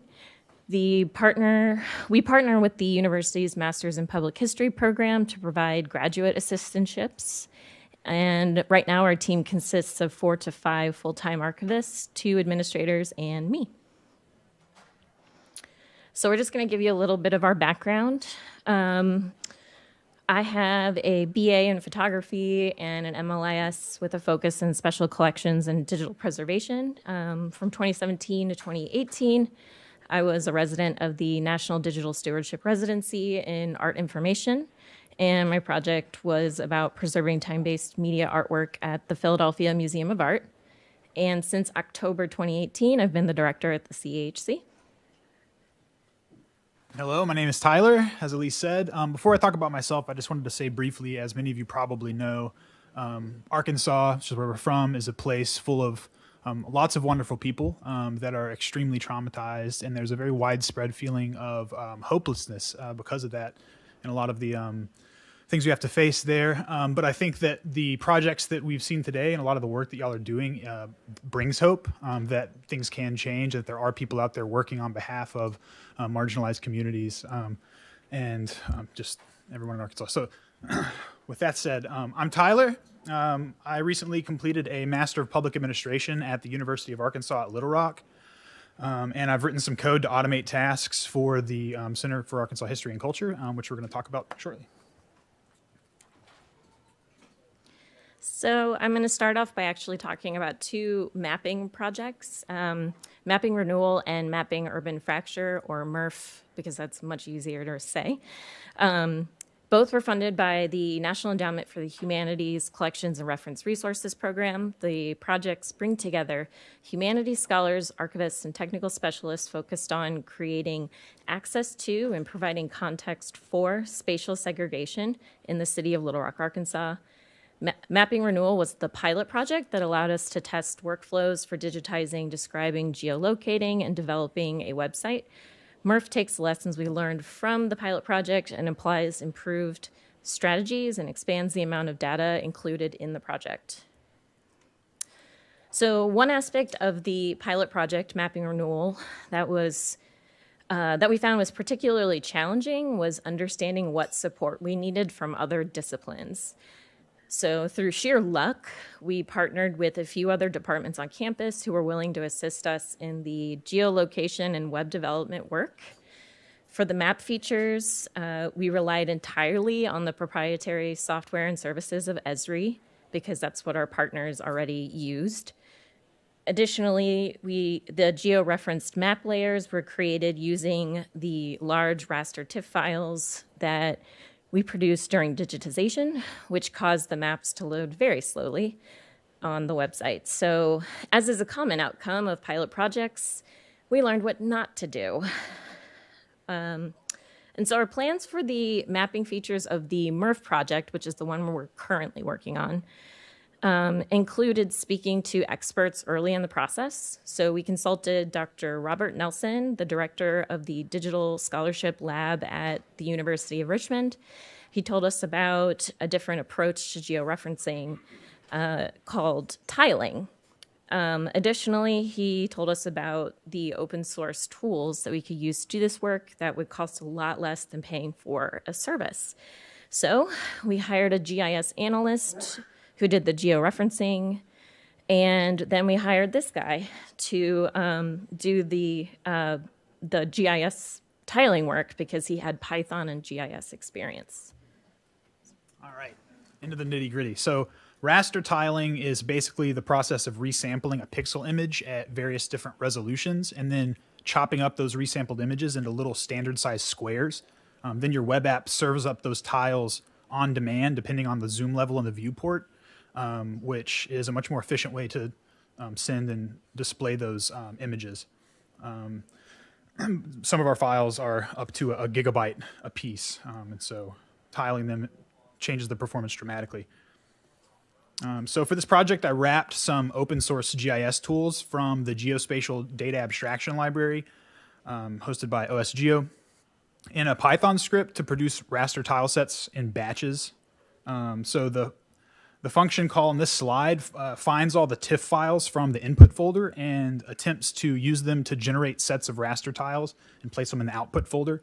If there are any errors while attempting to process a file, the error gets written to a log and the script moves on, so you can handle those later. There are many steps inside the script that I'm not going to get into here because I don't have the time, but I do have a link to a snapshot of the repo at the end of this presentation if you want to get in there and poke around in the code or read my write-up of this process. This is a summary of the results from the final version of the tiling script. These results are based on around 1,000 geotiffs at around 113 gigabytes of data total. The metric that I use to determine the maximum zoom level to render in a given map is a rearranged version of the equation used by OpenStreetMap to calculate the width that a single pixel on a given raster tile represents in meters. I just shuffled it around so that it takes the original raster pixel width and then spits out a zoom level that we round up and use in the GDAL to tiles script. This is important because it takes exponentially longer to render each successive zoom level. So if you are off by 1 or 2 zoom levels, that could add potentially hours per geotiff to your rendering process. So this has been a high-level overview of our work on mapping urban fracture. We're now going to pivot to a description of the Preservica bulk upload project, which we heard one from Yale the other day, which is really incredible. And then we'll talk about our experiences working together on these projects. Thank you. Yeah, so in early 2022, the CHC acquired the all-in-one cloud-based digital preservation system, Preservica. And by the way, that was after many years of trying to figure out what to do. So it was a victory getting that to happen. So we had over 70,000 digital files amounting to over 5 terabytes of data sitting on a RAID under my desk that somehow needed to get in Preservica. I also needed to figure out a way to match these files to their descriptive metadata in our archival management system, ArchiveSpace, and then sync the two systems together. This was using that handy API the ArchiveSpace group and I talked about yesterday. At the time, Preservica's recommendations for the bulk ingest required a lot of manual steps. I was looking at a painfully slow ingest process. But then Tyler started talking about Python, which is one of his favorite topics, by the way. And we could use it to automate the process of matching files with the correct metadata. So to describe this process, I'm just going to briefly go over a few of the features in ASpace and Preservica that kind of you need to know in order to understand the process. So a resource record is a type of record in ArchiveSpace where archivists describe the arrangement of the boxes and folders and their content. Each line in the contents list is called an archival object, and each archival object is represented by a unique identifier in the database. A digital object is a type of record in ArchiveSpace as well, but it can be linked to an individual archival object in a resource record. So a digital object is similar to an archival object in that they both represent a part of the collection, but in this case, the collection material is digital rather than physical. And so Preservica also has a concept of digital object. However, its purpose is slightly different. First, a digital object is a folder in the directory hierarchy within Preservica. All the digital files must live in digital objects. And second, a digital object is one of the mechanisms used to link Preservica and archive space. So when the two systems link, a digital object record is created in archive space and then linked to the digital object folder in Preservica. So I started planning the ingest by identifying which CHC collections had both digital files and complete resource records, because we have plenty of incomplete ones. So I then identified the largest collections and divided them into smaller batches. This left me with a fairly comprehensive list of all the ingests we would make and how to do it, and a mechanism for tracking the process. This is a high-level view of that process. I'm not going to go through it one by one because we just don't have time, but our slides are on the website with the other slides. And so a major challenge of this whole project was that this bulk ingest process was brand new to Preservica themselves. So they had no written documentation yet. They do now. We were Preservica's guinea pigs. They literally said that to us. I hope you're okay with this. So they trained us synchronously, and then we would troubleshoot with them via email. This did slow down the process in part because of the time difference between us and the Preservica support in England. So the training they provided included an Excel macro for creating what were called these OPEX files, which is what Preservica uses as a metadata standard. But it was still on us to figure out the best way to create these bulk upload spreadsheets and then also the file directory containers. All right, so while we were creating the bulk upload sheets, I built this application with Python and tkinter that takes the bulk upload sheets and just constructs the whole bulk upload container. It makes the OPEX files and moves all of the files, or asset files, into the container in order to try to eliminate some of the manual work. So this slide highlights some of the features of the container creation tool. It validates many aspects of the input data. It gives informative error messages for the errors that we've caught so far. It currently distinguishes between two different upload scenarios, one that involves linking to A-space and one that doesn't, which I just call like a manual upload. The manual upload scenario supports arbitrarily many Dublin core columns in the bulk upload sheet. Some other features are that it computes the SHA-256 file checksum. It adds that to the OPEX metadata so that Preservica will automatically check our files whenever they're uploaded. It also captures file stat data, and for us, it adds that into the description field because of the way that the old enterprise version looked. I think they may have been making some changes that automatically include that information. And then it writes a CSV document that has all the file moves, and it puts that in the container, just leaves it out of the manifest, so that you can undo those moves by feeding that CSV back into the tool if you need to move your assets back. And finally, it writes an extensive log file in the same directory that the tool is executed, just so you can get into the weeds whenever weird stuff starts to happen. Okay, and so quickly, this is a summary of our progress with the ingest process thus far. This actually represents 162 of the 197 collections. It's just they were smaller collections. So the percentage isn't quite as impressive as saying 162 out of 197, but it's still a great feat. We've done that in about 9 months, I think, not even. And so we're still going. All right, so this is just an overview of some of the challenges and opportunities that we had. I'm the only person that's been working on this code, and I've been working pretty much directly with Elise the whole time. Elise had some challenges. I had some challenges. We had some together. One of them was finding talent, finding people who can do these types of things. We're in Little Rock, and the center tries to source students and graduate assistants that have skills to do this. But I don't know. Getting coders into the library, it seems to be a little bit of a challenge. Also, budgeting for new types of work. I talked to Elise about this. She said that since they hadn't done raster tiling before, they haven't had a programmer on staff. Budgeting for that was a little bit of a different scenario compared to the other types of projects they generally work on. Another challenge was bridging knowledge gaps. I had no archival experience whenever I came to the center, and Elise had a little bit of programming experience from graduate school, but we really had to work together to figure out where we could meet and develop solutions that were viable and that would actually have an impact in the archiving experience. And Elise just talked about this, but working asynchronously with a bunch of different specialists from different organizations is pretty difficult because we have web developers, we have people that are like our sort of advisors, we have people at Preservica, and so on. So it's difficult to get everybody on the same page. And I already said one person development team. I would love to get involved with people that are also doing these sorts of things because I think I have a lot to learn from them.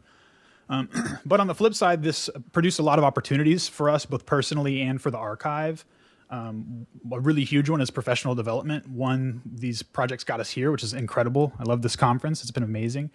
But also, when we've been teaching each other things and getting exposure to each other's content fields, which I think are really valuable for both of us in our career development. And it's a great opportunity to get to spend time learning these things. Another opportunity is making future work easier. I hope that the tools that I've produced will make it so that other people can quickly do the process that took me so long to figure out how to get done in the first place. I just really want to streamline that. I think that's good for the archive and good for getting content into the public's hands. And another opportunity is increasing buy-in for professional development and coding. Every time somebody at the archive sees me whip up a little Python script that can do something that previously they'd had to manage different open source softwares for, or track down solutions or use proprietary solutions. They're like, whoa, if I could do that, my job would be a lot easier. It's like magic. Yeah. And another opportunity was because I was in office working on this tiling script and I have the skills that I do, we were just able to find things that I could write code for because I was there while Elise was screaming at her computer. I could turn around and be like, oh, I could code something for that. I think getting coders in the room with librarians makes that an opportunity that previously we didn't have. All right, so that wraps it up. Elise, do you want to? No, just thank you very much. Thank you. This big honking QR code is a link to a repo that just has like a snapshot of those projects that I talked about earlier if you want to check them out.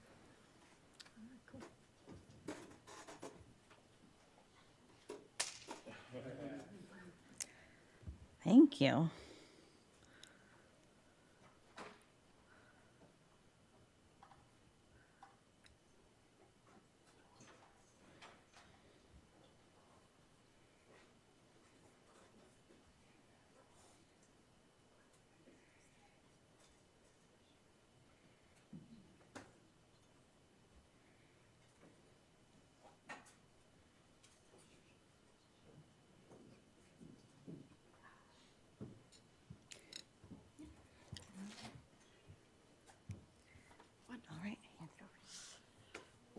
Hi, everyone. Can you hear me? Perfect. So I'm Clara Turp. I'm Systems Librarian at McGill University, and I'm with my colleague, Jessica Lang, Coordinator Scholarly Communication, also at McGill. We're here to talk to you about managing systems with care. What about the maintenance phase? The question part of this title means that we have a lot of questions and some maybe theories, not that many answers. So please, Slack, go crazy. So to wake you all up, because we're all aware it's Friday, almost at the end, let's start with a quiz. So from what year is this quote? This rapid change in hardware technology has put a tremendous burden on application developers and maintainers to keep up with the increasing demand for software as more areas of business become automated. Any other guesses? So, 1984, it probably could have been earlier. I could have found an earlier one. I think we can... I want to say this quote's older than Clara, so...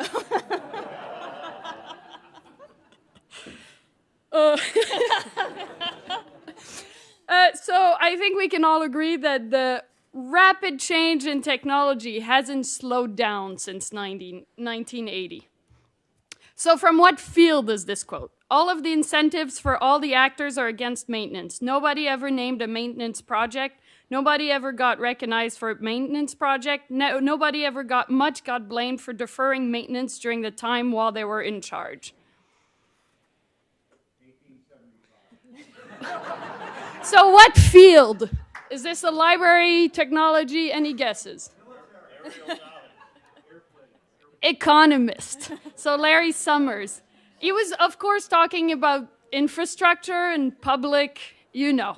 But it is, I think, very applicable to all fields. So I think we can all agree it's not a new problem and it's bigger than libraries. Many fields are affected. It's even bigger than the tech world. It is a societal problem. It's what a political, social, cultural, ecological context influence how we manage maintenance, the importance we put on it, and as much as some institutions can put more emphasis on it, it still becomes it still is a societal problem. So now, what is maintenance? So let's look at some definitions. Maintenance is all of the work that goes into preserving technical and physical orders. By physical order, they mean everything from the machine to the environment in which it's built. It's not a software maintenance focused definition, but I really like it because it looks at the technology, but also the environment in which it survives and lives. And you can't think about maintenance without thinking about the environment. And so it takes a definition, it takes a look at technology as technology maintenance in a holistic way, which I think I like a lot. And then software maintenance is the activity to keep a software system alive, meet requirements dictated by a customer or environment. I love this one because it's more than keeping alive, which I think is what we've mostly been doing. We've been waiting for, how can we kind of not make this end of life and let's keep it alive and then, oh, let's migrate and then it dies and then let's migrate again and then we forget about it until it's migration again. And so it's about meeting the requirements and needs, especially if those evolved, the user needs evolved as throughout the system's life. We have systems for more than 1 year, so the user needs change. And that's something that I think is really important to keep in mind. When one limits capacities for maintenance, we also limit innovation and improvements of an existing system. It's really important to keep our systems more than alive and to keep them thriving and responding to user needs. And maintenance and innovation in a way, and we'll go into that more later, but they go hand in hand. They're not completely separate. So some maintenance activities, we have corrective maintenance, bug fixes, perfective maintenance, oh, let's improve our system. Adaptive maintenance, which is like keeping the software usable in a changing environment, and preventive maintenance, which is future-proofing. What we really like about these activities is, I think, the way I used to think about maintenance before kind of diving into this was bug fixes and keeping a software usable in a changing environment. Perfective and preventive maintenance are more proactive and they're easier to kind of ignore and push to the side because you don't actually have to do it. A bug fix where users can't access your system anymore, you get enough people screaming that you can invest time into it. But future-proofing could have saved everyone that bug and that last-minute change. So, of course, easy answer. We need resources. Software maintenance has a bad reputation. It's often neglected, as we said in quotes. It does, though, require considerable effort, 5 times more resources than the development process. It's wonderful how much of our resources seem to go to the new, shiny, innovative project. And maybe it shouldn't always. 50 and 70% of a software lifecycle, so another way of thinking about it. So where does maintenance fit in between the project list and the project charters and the project planning and the new shiny tool that everyone's gonna love? Where do you maintain the systems that are already in place? Yeah, so I don't think McGill's unique. I'm guessing from some head nods that we are particularly not unique in thinking about this. So I just grabbed pretty quickly like what systems we currently support at McGill Library. We have a library technical. The people running our systems are about 8, I guess I would say. That's between librarians and developers. So it's a mix of some vendor-supported systems, although Clara, as our systems librarian, can attest that just because OCLC is a vendor system does not mean that Clara does not do work on it all the time. But we do have a lot of... all the system librarians just preach. But we have a lot of open source software also, right? And the minute you have open source software, that is a lot of in-house development, even just to do, as Clara's mentioning, some of the preventative or the bug fixes or the software upgrades. So, and I'm not even including in this list sort of, those little bespoke applications we made to do our digitization service or things like that, or those digital collection websites that just hang on from 1998, in the ether. You have those too, I'm sure. So it led us to wonder, we launch these things and people get very excited about the new things, but those other things, of course, are still there, and how do we keep going with them? So what do we do? I think this might speak to, it's been interesting, listening to Trey's lightning talk and Boyun Kim's discussion. I think there's a lot of threads that intersect and have kind of spoken to a lot of this. This came from Tillman's article where she interviewed people working in systems and libraries. And, it's invisible often, right? Often, if you're doing your job well, no one knows, right? They only know when they're screaming at you because they can't log onto the system or get at the thing they need. So the invisibility of it is part of the problem, right? Because it leads to the perception that you should have, what's going on? Why can't you just do this other thing? It's sometimes hard to make the work we do visible. So there were some ideas that came both out of Tillman's interviews and just things we're thinking about. But maybe maintenance shouldn't be the last thing we think about. Maybe it should be more holistically thought of part of the project. So Clara mentioned 50 to 70% of a project is maintenance. That is the majority of a software cycle or any technical systems cycle. So is there a way to build that in to the project charter or build that in, right? How we're going to handle this after launch and not have that be the dangling thread at the end when you're like, oh, right, we got to actually upkeep this thing. I think we've all noticed that it's sort of predictably unpredictable. There's right, everything's going fine until it's not, and then you have to scramble around. I thought Trey actually gave a lot of really great examples of how to, budget time, or maybe you always set aside a certain percentage of the week for the thing that's just going to come up at the last minute that you have to do. Because I think that's pretty much almost every week. So, would you want to budget that in? We have ops tickets, so we try to make it visible, and that we actually have tickets for sort of these maintenance items. Tracking tasks not done. So that was an interesting thing in the Tillman article. Someone said, I kept track of everything I couldn't do. And that was how I got a new person to work for me. But it was making, once again, this invisible work. They don't see you running those upgrades or running those fixes and making it visible to stakeholders. And technical translation. I think Boyun talked a little bit about this. People don't often understand what we do. Things might seem to take a lot of time, or they might take less time. But being able to communicate, Mark 880 for no, I'm kidding. Well, maybe a little bit. But how can we translate the things we do in a way that's meaningful to people with non-technical backgrounds? And instead of project lists, I think projectification, which is, once again, not limited to libraries, but the projectification generally of technical work kind of undermines maintenance, right? The idea that something has a beginning and an end, we closed off that project, we celebrated. Yeah, just raise it. But of course, it's not, right? The project, it continues, that software continues to live, that thing you launch continues to live. So is there a more holistic way to think about the work that we do that isn't project by project by project? Because that actually hides and kind of undermines the maintenance that goes on to continuing that thing you build. So a couple of ideas. I used to be a business librarian, so I think a lot about organizational behavior, which is about how we do work. So they do what's called job design. So, it's just like a pie chart. Like, what is your job? What are the tasks you do? And it might be kind of interesting to think about what percentage of your time goes to maintenance. What percentage of the time ideally would go to maintenance? So sort of sit down and think, actually, like 90% of my time is fixing bugs or is launching the new thing. So there could be a little bit of thinking more holistically about the jobs and the work we do. Thinking about our reward system, I think that kind of came out of the quote from Larry Summers, from the Brookings Institute. We sometimes don't really reward the day-to-day invisible work as well as we reward the, like, I launched the new website, I got the new hot thing off, right?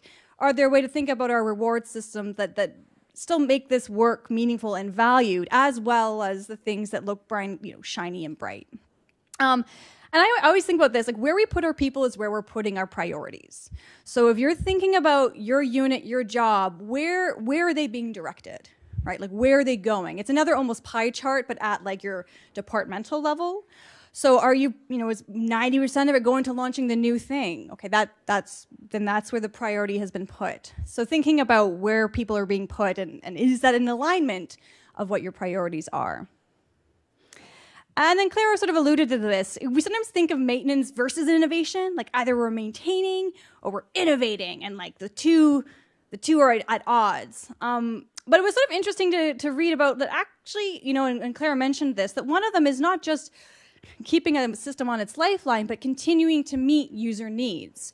So that includes innovating, right? And so is there a way to talk about and advocate for maintenance through innovation, right? So innovation is an essential characteristic. So some maintainers can be innovative and new technologies can play important roles in maintenance regimes. So maybe flipping the script a little bit about the innovative versus maintaining, and can they kind of work together to do better work?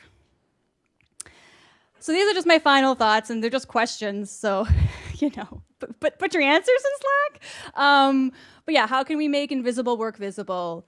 How can we leverage innovation to advocate for maintenance? How can we advocate for adjusting or altering our reward systems? And also, what can we let go? Like, we love to preserve. That's a real value of library information studies. But maybe some things can go. Maybe some things can, dare I say it, be dropped off.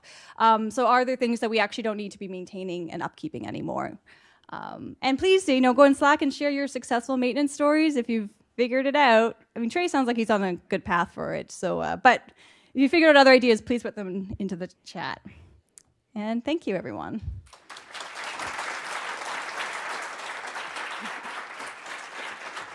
I'm on Slack, so if you have ideas, you can ping me.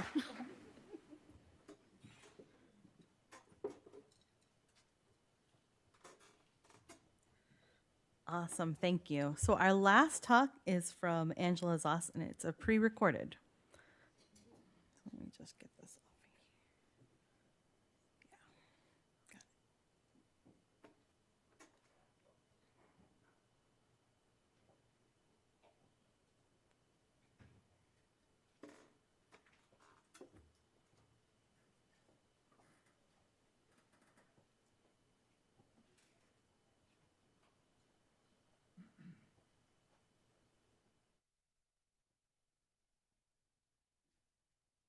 Hello, my name is Angela Zoss. I work as the Interim Head of Assessment and User Experience at the Duke University Libraries, and today I'm going to be talking about building a community of practice around library data.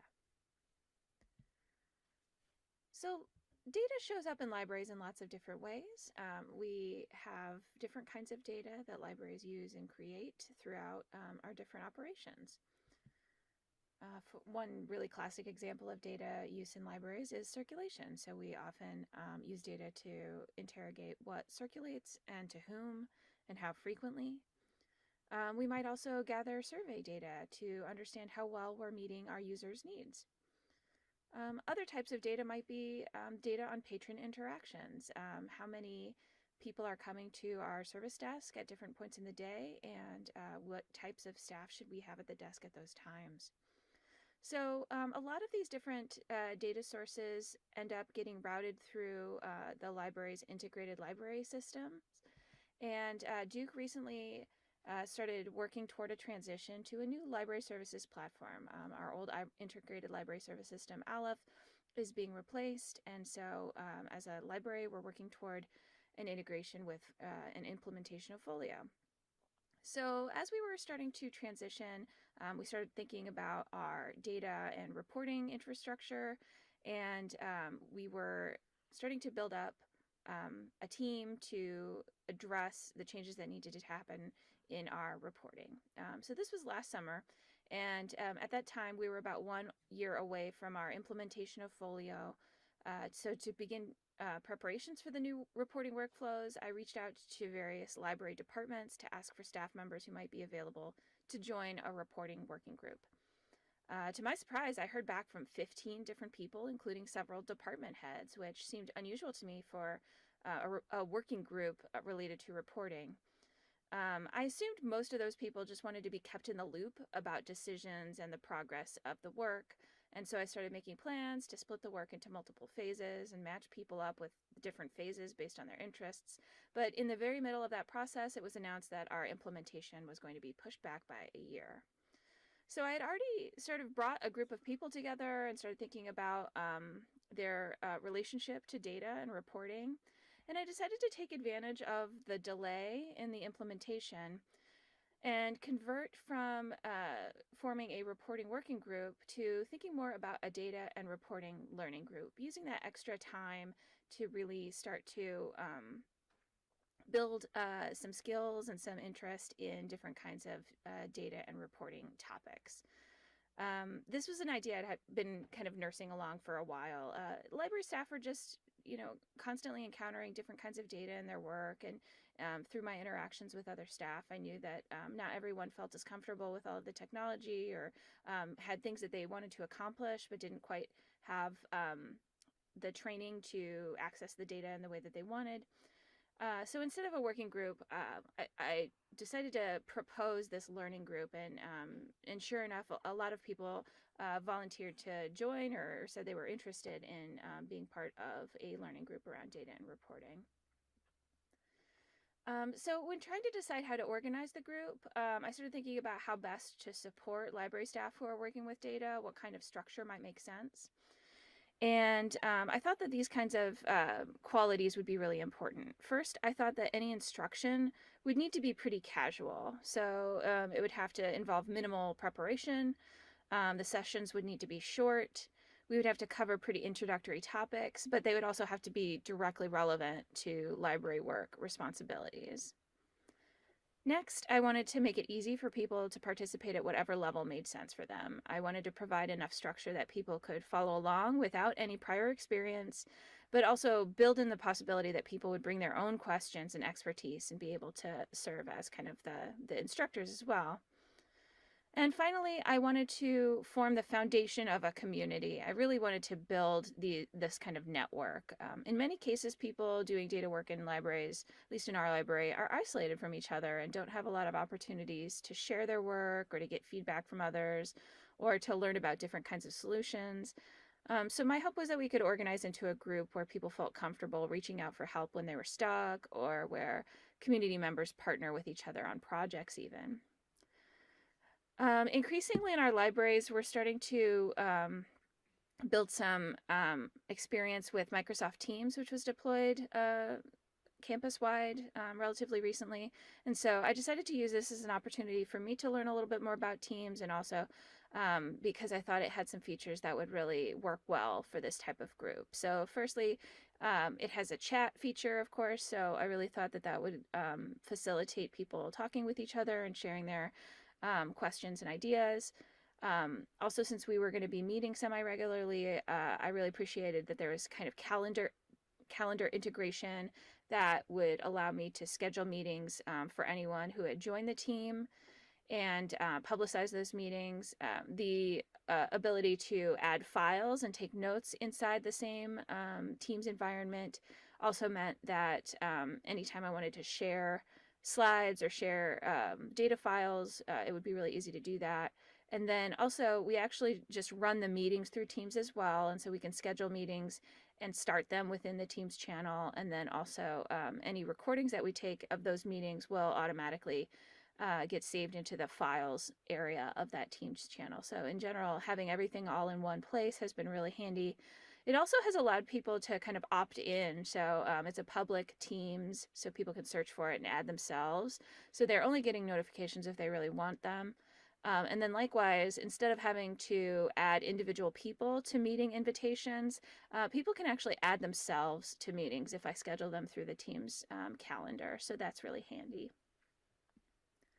So I keep talking about these meetings. We decided on a bi-weekly meeting schedule. And so starting in about October, every 2 weeks at a consistent time whenever possible, I scheduled out these meetings and I came up with kind of a syllabus of topics. And here are the topics that I proposed originally as things that I thought might be a really good fit for a wide group of people. Firstly, we covered version control with Git and GitHub and GitLab, which is something that we have at Duke, which is great. The next topic was our built-in reporting capabilities for Aleph. So the Aleph Reporting Center, or ARC, was something we wanted to cover for everyone. We also did 2 sessions introducing SQL, which I'll go into a little bit more detail on in just a second. We then did a session on APIs and using the Postman app to send API requests.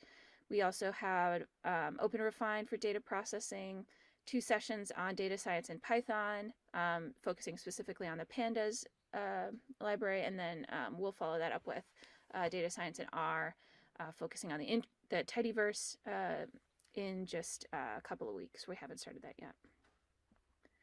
So, for example, to dig into a little more deeply into one of the topics, the intro to SQL was actually really easy to spin up because Library Carpentry has a lesson on SQL, and we were able to repurpose that content really easily for a quick 1-hour introduction or 2 1-hour introductions. And the content worked really well because the data specifically focuses on data we would be likely to see in library data work. So that's a really wonderful opportunity. Library Carpentry also has an OpenRefine lesson, which was what we repurposed for the OpenRefine week. So having library-specific data and training is really handy. For the other weeks, I tended to come up with my own instruction, and I've given similar instruction in different communities before, so I was able to repurpose a bunch of instruction that I've already given. And then for at least one topic, for this example, Intro to Pandas, I was able to bring in another library staff member who teaches Pandas to the broader Duke community, and so it was really convenient to be able to repurpose that content and just have a library staff focused session on Pandas, or again, 2 sessions. In this case, we also took advantage of some Duke infrastructure. So Duke has virtual computing options where we can spin up Jupyter containers for individuals. And so everybody was able to kind of reserve their own Jupyter container and just pull in the sample notebooks from GitHub. And so there was no installation required, and that made it really easy for people to drop in and try out this technology without committing to anything or asking for permission to install things on their laptops, things like that. So really quickly, in our lessons learned, I'll say that overall this has been very well received. People really enjoy this series. They come regularly. The attendees, it varies every week. It might be 5 people one week. It might be 10 the next. But having a regular schedule has seemed to work well, and people do seem to be watching the recordings. We're going to continue to schedule time out from now, and we talked a little bit about what to cover, and some of the things that we've been interested in is to just have open time for questions and for people to show and tell their work, and then maybe even to do some group project work. And we still have plenty of other training topics that we'd like to cover. So advanced Excel is actually something that came up recently, and I think that'd be a great topic. Regular expressions, and then Tableau is another one. So I'm really happy to be able to have shared this. This is definitely a growing project, but we're pretty happy with the success so far. If you're curious about the kinds of content that we've covered, I have links to the slides from our meetings in this presentation. We're not sharing recordings at this time, but those materials should give you an idea of how we're holding these sessions. And if you have any questions, I really hope you'll reach out and contact me directly at this email address, angela.zoss@duke.edu. And thanks again for your time.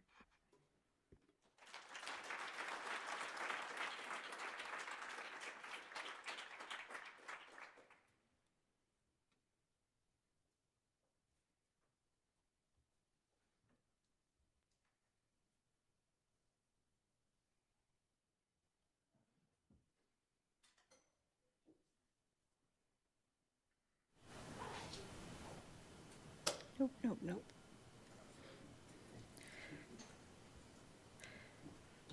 All right, folks. Thanks, everybody. That was our last presentation of the day. I just have a few short wrap-up announcements before we all head out.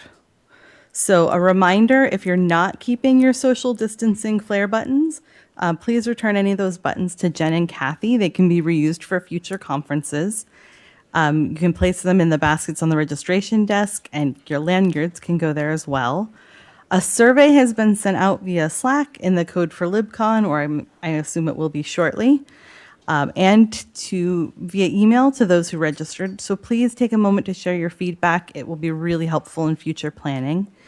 I am just going to thank our sponsors, without whom we could not put on this conference, and I'll just ask us all to applaud at the end. So our platinum sponsor, OCLC, our gold sponsors, Blacklight, EBSCO, Science, and Princeton University Library. Our bronze sponsors are University of Pittsburgh Library System, Index Data, University of Michigan Library, Rockefeller Archive Center, Rutgers University, Johns Hopkins Libraries, and contributors were University of Illinois at Urbana-Champaign Library and Rice University Fondren Library. So thank you so much to all of our sponsors.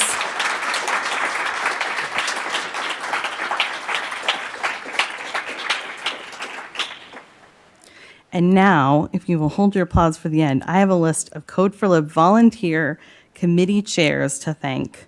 So for the website working group chair, Yinlin Chang, budget and sponsorship committee chair, Mary Jagleski, keynote committee chair, Kathleen Haley, pre-conference committee chair, Anne Marie Mesco, program committee chair, Matt Sherman, scholarship committee chair, Youngming Wang, community support volunteer coordinator, Huzhang Herring, t-shirt committee chair, Kate Lynch, social activities chair, Hardy Pottinger, and accessibility committee chair, Kate Dybel.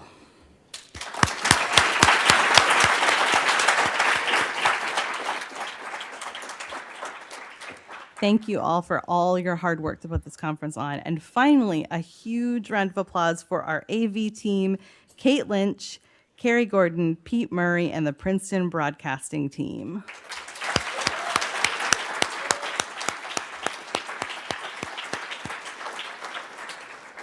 Thanks so much, everyone. We'll see you next year.